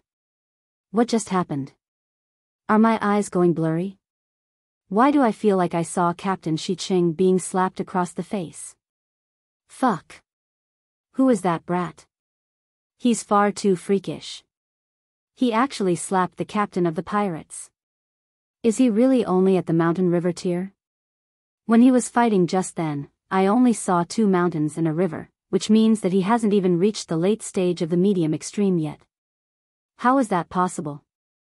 Even Yuanxiang spluttered and coughed, unable to accept that Ling Han was only at the mountain river tier.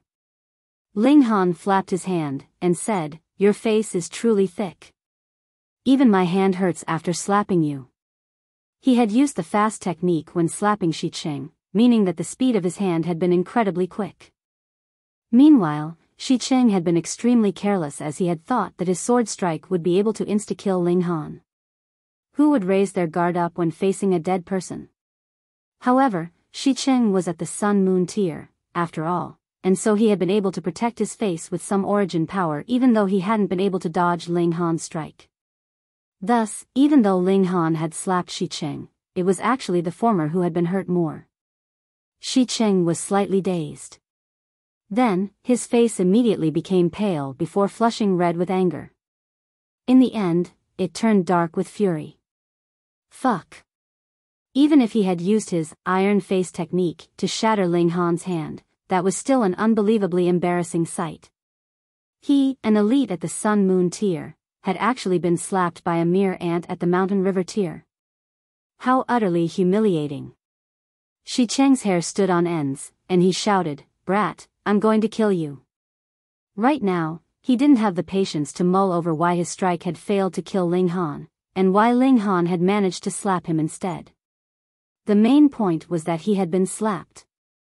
He raised his sword and slashed it at Ling Han. Ding! Yuanxiang dashed over and grabbed the blade of Xicheng's sword with his large and powerful right hand. Pang, pang, pang. A burst of power surged out, and the deck of the ship instantly started to undulate like waves. The people on the deck were all tossed into the air and thrown into the water. Fortunately, the sea didn't possess the uncanny gravity field anymore, meaning that the people who had been tossed overboard wouldn't need to worry about drowning. They were quickly able to stand above the water. Killing intent soared from Xicheng's body, and he shouted, "Fuck off. Otherwise, I'll kill you along with the brat." Ever since his cultivation level had improved, he had never been slapped by anyone again, much less by an ant at the mountain river tier. If he didn't kill Ling Han, he would never be able to raise his head again. Of course, even if he killed Ling Han, he would undoubtedly still become the butt of many jokes. Ha ha ha ha. Yuanxiang roared with laughter, and said, Xiqing, everyone here saw you being slapped. Perhaps you want to kill everyone present? He shook his head, and his laughter became even louder. I'm truly embarrassed to be associated with you. You're an elite at the Sun-Moon tier, yet you were actually slapped by someone at the Mountain River tier. You still dare to speak? Xiqing was wild with rage, and his sword slashed toward Yuanxiang without regard for anything else. Each strike was performed with his life on the line, and it was as if he wanted to kill Yuanxiang even if it meant sacrificing his own life. Yuanxiang didn't dare tease him anymore.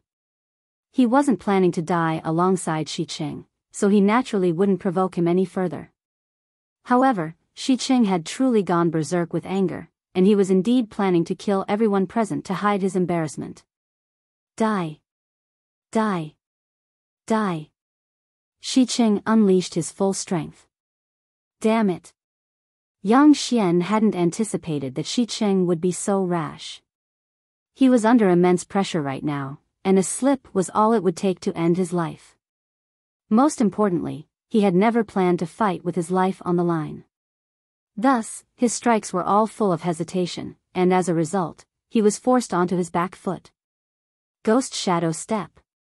Xiqing unleashed another trump card, and his body became like an illusory shadow while the red sun behind his back became incredibly dazzling. In fact, it became even more dazzling than the genuine sun in the sky. Holy sh**t. Yuanxiang's expression changed drastically. Xiqing had drawn on the power of his sun and moon, the essence power of elites at the sun-moon tier. By drawing on this power, it was clear that Xiqing was truly fighting with his life on the line. Fuck off, or die. Xiqing roared coldly. In fact, he hadn't fully lost his reason yet. He had merely entered this state to show Yuanxiang his determination. If Yuanxiang dared to block him, he would drag Yuanxiang down with him, even if this meant dying. Yuanxiang's mind whirred as he analyzed the situation. If Ling Han were a disciple of the Yang clan, he would definitely give his all to protect him, even if he had to sacrifice himself. However, it was a shame that Ling Han was no disciple of the Yang clan. Potentially sacrificing his life for an outsider? It wasn't worth it.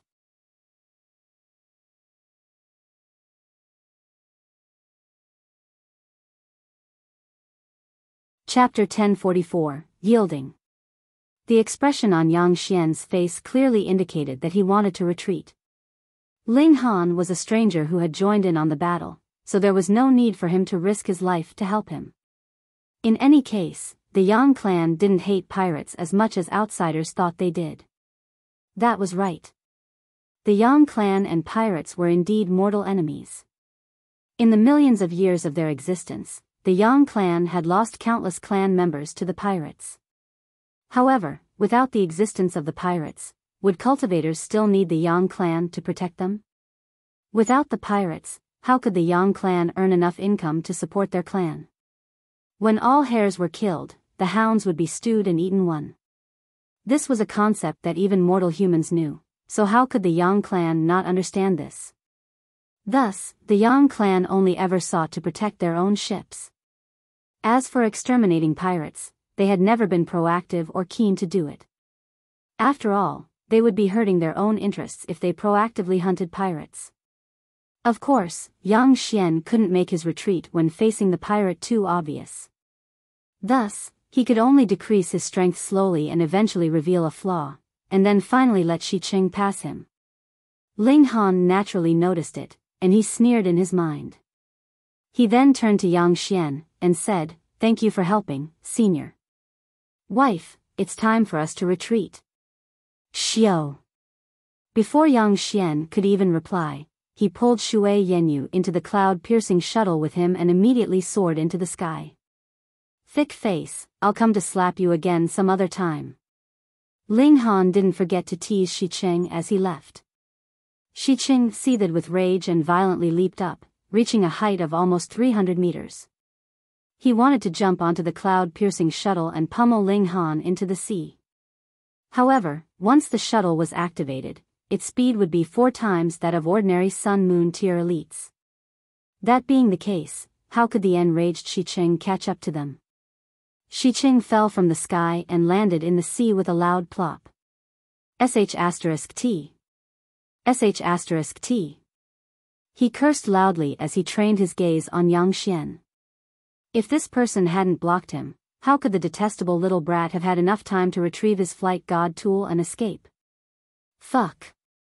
Yuanxiang swore in his mind, and even cursed Ling Han as well. It was clearly that brat who had caused such trouble, so why did he have to be dragged into it? Although he had been locked in battle with Xiqing just then, they had merely been preventing each other from intervening in the other battles. At their cultivation level, who hadn't cultivated for millions of years, and who didn't value their own life immensely. However, Xiqing only cursed for a short while before charging toward Yuanxiang. Flames of rage flickered in his eyes. He, an elite at the Sun-Moon tier, had actually been slapped by a junior cultivator at the Mountain River tier. How could he not be furious? Ling Han circled around the ship once before casually flying off into the distance. Shui Yenyu pointed at Yuanxiang and said, "That person is so shameless." She appeared extremely angry.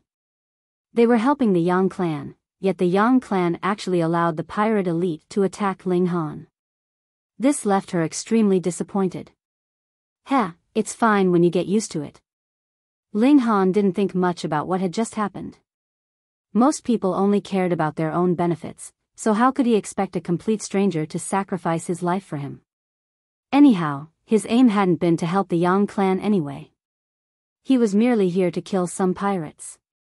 Shui Yenyu remained angry for quite a while. She had lived in the imperial capital her entire life, so it was no surprise that her mindset and experiences were nowhere near Ling Han's. After a while, she suddenly shuffled over and said, "Close your eyes." "Why?" Ling Han turned around to face her. Shui Yenyu was slightly irritated and said, "I told you to close them, so just close them.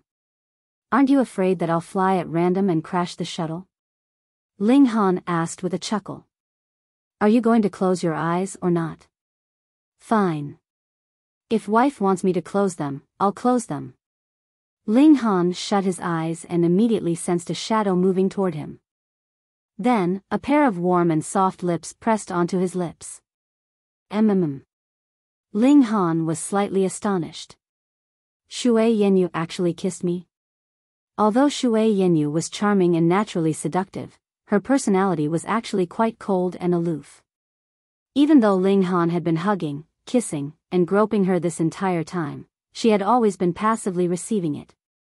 However, she had taken initiative to kiss him now. Strange.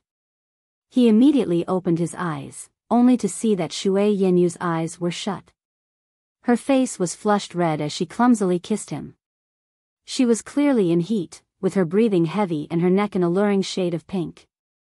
This pink stretched all the way to her jade-like chest, though it was a shame that her chest was hidden by her clothes, hiding her stunning body from him. "Wife, have you finally decided to have kids with me?" Ling Han asked a mood-killing question. Shui Yenyu rolled her eyes at him. She was feeling excited after recalling how Ling Han had slapped Xiqing across the face just then. What Mountain River tier cultivator could slap a Sun-Moon tier elite?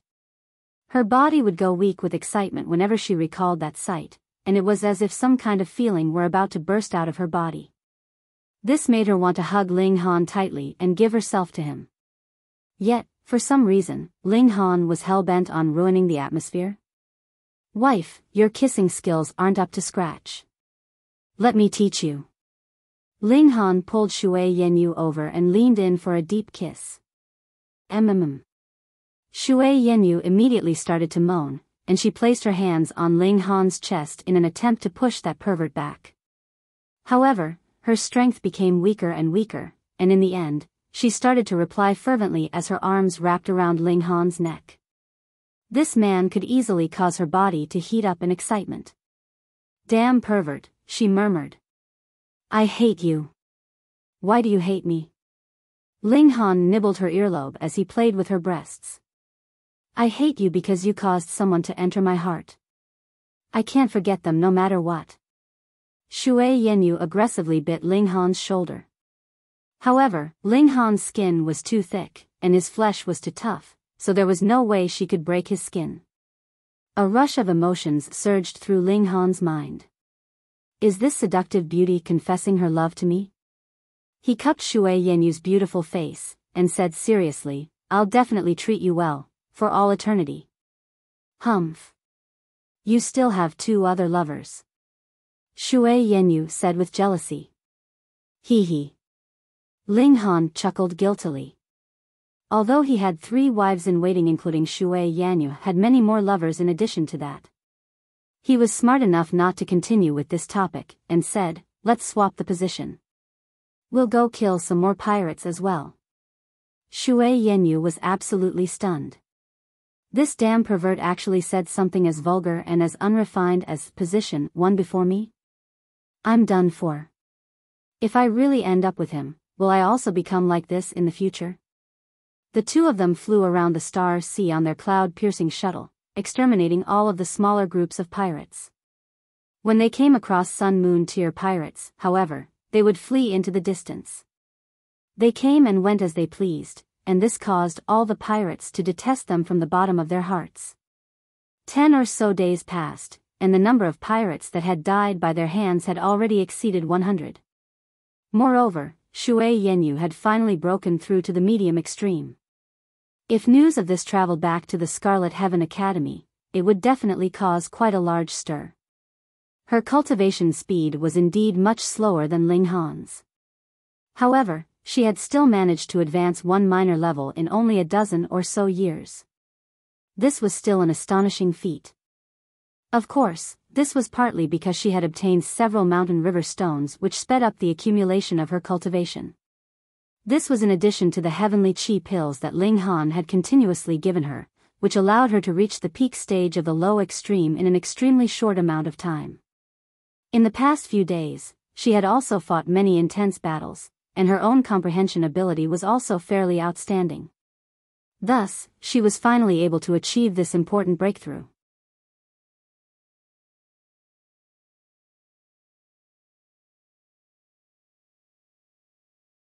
Chapter 1045, Bad News. Ling Han decided that they would return after Shui Yenyu successfully endured her heavenly tribulation. They had already killed enough pirates, and the pirates had all become afraid of their guerrilla tactics anyway. Now, all of the pirate ships would have at least 1 Sun Moon tier elite guarding them. This deterred Ling Han from attacking them as the gulf in power between those at the Sun Moon tier and Mountain River tier was far too great. Just small mistake could get him killed. Even the Black Tower and cloud-piercing shuttle wouldn't be able to help him much. Moreover, how could he expect fortunate coincidences like Shi Qing stabbing his absolute beginnings to Nito happen every time? Shui Yenyu wasn't Ling Han, and she certainly didn't possess a freakishly powerful physique like him. Thus, although she passed her heavenly tribulation, it was still fairly difficult, and left many scorches and burns on her body. She looked extremely disheveled and in a very sorry state. This was already because Ling Han had used the absolute beginning stone to help her. If it weren't for this, her condition would have been even worse. However, the benefits that she received far outweighed the difficulties that she suffered. After reaching the medium extreme of the Mountain River tier, one would possess a lifespan of 200,000 years. This meant that her appearance wouldn't age for at least another 50,000 to 60,000 years. In other words, her appearance would remain at the golden age of around 20 years old. To beautiful women like her, this was one of the most valuable things they got out of cultivation. Moreover, with her talents, and with the help of Ling Han's pills, perhaps she would be able to reach the high extreme in another several hundred or several thousand years. If that were the case, her beauty would be maintained for another tens of thousands of years. The happiness she derived from this fact even exceeded the happiness that she derived from gaining more strength. This made Ling Han sigh with emotion. Men and women have very different mindsets indeed. He couldn't help but check himself out in a mirror. He found that the person who looked back at him looked even younger than 20. There was nothing he could do about this. The speed of his cultivation was insanely fast in this life, so his appearance was still far from becoming mature. Ling Han involuntarily sighed, and said, "Sigh. I look too much like a youth." He had been over 200 years old in his previous life, and although he had still been far from reaching old age, he at least looked like a mature young adult of around 25 to 26 years old. It wasn't like now, where he looked so young that he could barely accept it himself. Shui Yenyu rolled her eyes at him, and said, "Are you dissatisfied because I'm too old?" "Hee, how are you too old, wife? Your skin is so soft and delicate, and I can't get enough of it even if I gaze at it hundreds of times a day." Ling Han had finally learnt some flowery words, though the most important skill he possessed was still his kissing skills. He leaned over and kissed Shui Yenyu until her eyes became hazy and her body became limp. "Damn pervert. So be it if you kiss me normally, but why do you have to suck on my saliva? That's filthy." Shui Yenyu continued to scold him, and said, "And your hands as well. Why do you have to grab my breasts?" "Oh." Ling Han nodded, and moved his hands down a little, placing them on her firm bottom. Shui Yenyu was about to go crazy. "Are you doing this on purpose? Damn pervert." She slapped a label onto Ling Han's behavior. "What an unjust accusation. I've got to put my hands somewhere when I kiss you, right? It's only normal that I put them where I like most." Ling Han immediately acted as if he had been wrongly accused, and said, "This is my favorite, and this is my second favorite place." He pointed at Shui Yenyu's shapely breasts and bottom, respectively. Shui Yenyu flushed red with embarrassment, yet she felt a slight sense of pride. She was also extremely happy with her development in these two areas. However, it was a shame that they would end up pleasing that damn pervert more. The two of them set off for the imperial capital. They weren't in a hurry to return, and Ling Han would also refine a large number of heavenly pearl pills each day. He would sell them when they got back, and then use the money he made to buy more materials so he could start refining the level 3 divine pill, the Jade Heaven pill. The higher the level of a pill, the more time was needed to refine a cauldron of it. At the same time, the profit would also increase dramatically. However, although this seemed simple, there weren't many people who could actually refine higher level pills. Most alchemists were extremely ordinary, and would only be able to refine level 1 or level 2 divine pills in their entire life. Thus, there were far more level 1 and level 2 divine pills, and their prices were also the lowest. Starting from level 3 divine pills onwards, the price of each pill would increase significantly. Right now, Ling Han was merely earning his school fees. They took half a month to arrive back at the imperial capital, and they entered the city gates using their identity token from the Scarlet Heaven Academy. Shui Yenyu returned to the Shui clan first, but she still needed to return to the academy later to report that she had advanced to the medium extreme. It was time for her to move to the medium extreme division.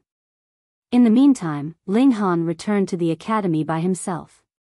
He tried to stay extremely low-key.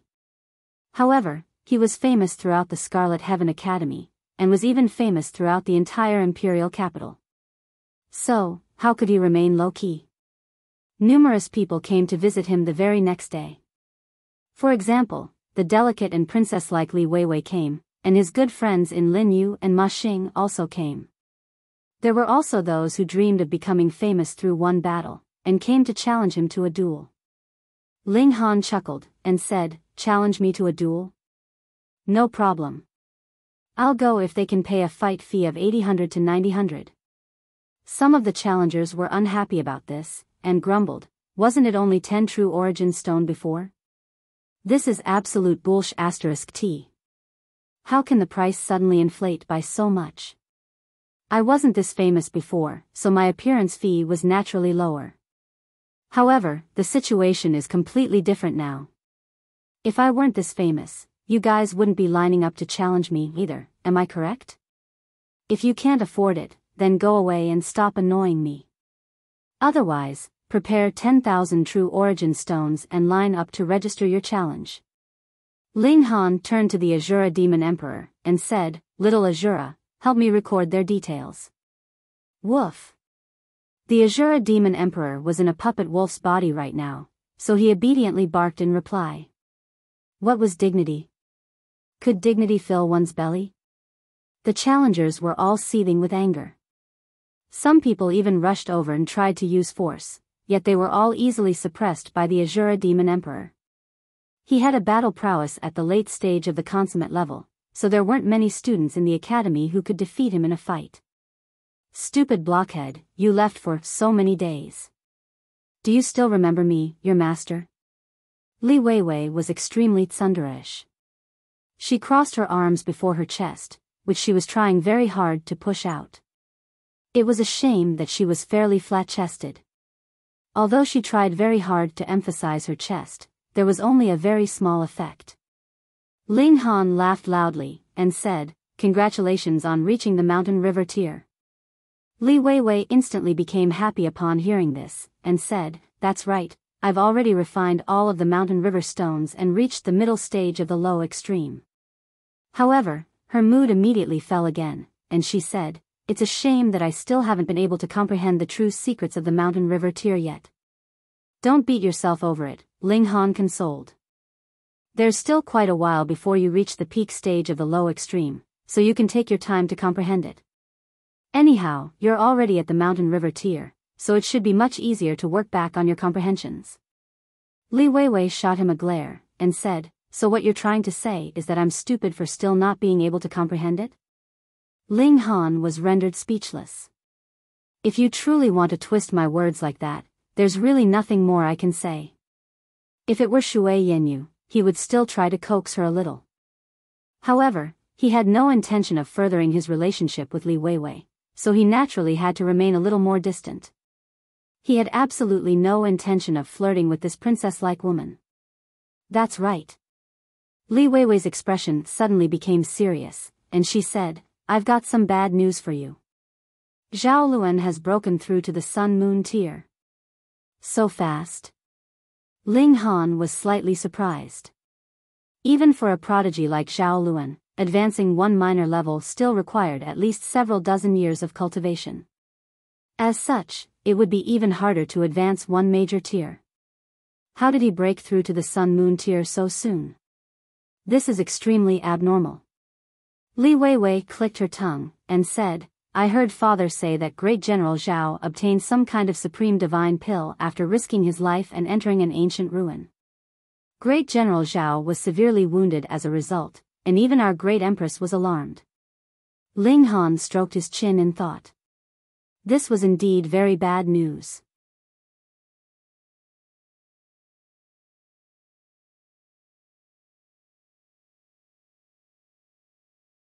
Chapter 1046, Poor Again.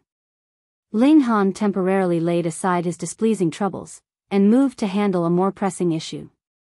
He wanted to sell off a large amount of heavenly pearl pills. He would naturally have to seek out Li Weiwei for this. If he was to take them to be sold, the price would definitely be horribly lowered, who asked him to have neither the right social connections or the background? But with Li Weiwei on the forefront, who would dare trick the daughter of the left minister? Even if he shared some of the profits with Li Weiwei, it was still profitable for him. Li Weiwei had already experienced the sweet taste of earning money, and naturally seized this job with pleasure. However, when she saw the number of heavenly pearl pills, she couldn't help but exclaim in surprise. "What alchemy clan have you robbed? There was really too many of them. An ordinary pharmacy might not even have 1/100th of this amount." Ling Han chuckled, and asked, "I'll take 80%, and you will have 20%. All right?" Li Weiwei nodded happily. She was merely doing an errand, and the price of alchemical pills was far higher than food ingredients. Even if it was a mere 20%, she would be earning an exorbitant amount. Ling Han met with Lin Yu, Ma Xing, and the others again. They were still in the Shattering Void tier division, and would definitely not attempt to break through to the immortal level without pushing their battle prowess up to 20 stars of the Shattering Void tier. They all felt rueful. They had entered the Scarlet Heaven Academy together, and they were all practically making no headway, whereas Ling Han was already in the medium extreme of mountain river tier. Why was the gap between them so overwhelmingly massive? Li Weiwei was very efficient. For the sake of money, this young mistress had really worked hard. In a short 3 days, she had already earned 3 million true origin stones for Ling Han. Even if the profits were shared at an 80-20 ratio between them, the wealth that reached Ling Han's hands was still more than 2 million. He only retained a bit of true origin stones for cultivation and maintaining the puppets. He traded the others for raw materials to be used to concoct the Jade Heaven pill. A medium extreme cultivator concocting a level 3 divine pill was a rather straining task. However, Ling Han had the Black Tower, so there was absolutely no need for him to worry about the heat of the flames. Furthermore, his divine sense was strong, and much sturdier than any ordinary medium extreme cultivators. Hence, he was completely capable of concocting a level 3 divine pill. At the beginning, it was naturally a complete failure. In just over a month's time, he had already spent about 90% of the materials that had cost over 2 million. However, Ling Han finally saw the light of hope, and managed to get some idea of an outline from his many failures. After failing for a few hundred to 1,000 more times, he should be just about succeeding. Just look at how he was burning through his cash. Even Ling Han felt a little heartache because it was absolutely not enough to invest just 2 million. He needed another big sum more or less the same amount. I'm lacking money. Ling Han scratched his head. He had obviously just earned more than 2 million not too long ago, so how had he become a pauper in just an instant? Was there any spendthrift fool for him to trick? Young master. In front of Zhao Luan, an extremely beautiful woman was kneeling. Upon a closer look, she actually looked quite similar to Shui Yanyu. They were both captivatingly beautiful and similarly graceful. However, there was still a little bit of a gap, and she was lacking just that something. Zhao Luan was presently looking at the ripples of the lake's waters, his arms crossed behind him. They danced like thousands of golden snakes. Upon a closer look, his fingers were also moving at a certain rhythm. He had cultivated a special ancient technique, and had to learn from observing the movement of the water to comprehend the rhythm of the heaven and earth. What is it? He asked calmly, his tone even.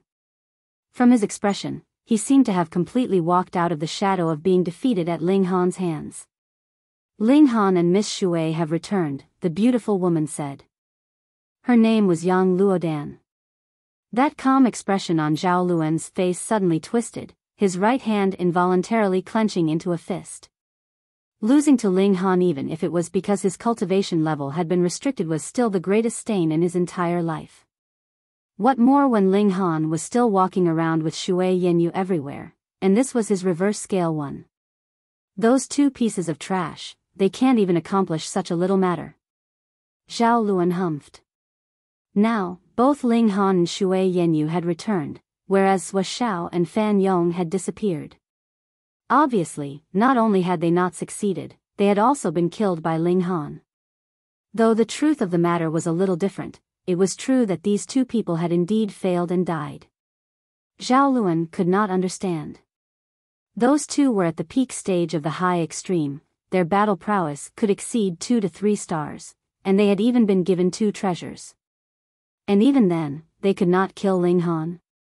Was it that the ant from the small world had come by opening the sky, really obtaining the installation of fortune from the heaven and earth, and thus could not be killed? Could it be that I have to do it myself? He uttered ruthlessly. A red sun appeared behind him. Though it was very small, but compared to Mountain River Tier, it was a qualitative change. That ant from the small world was presently a man of the 9th king.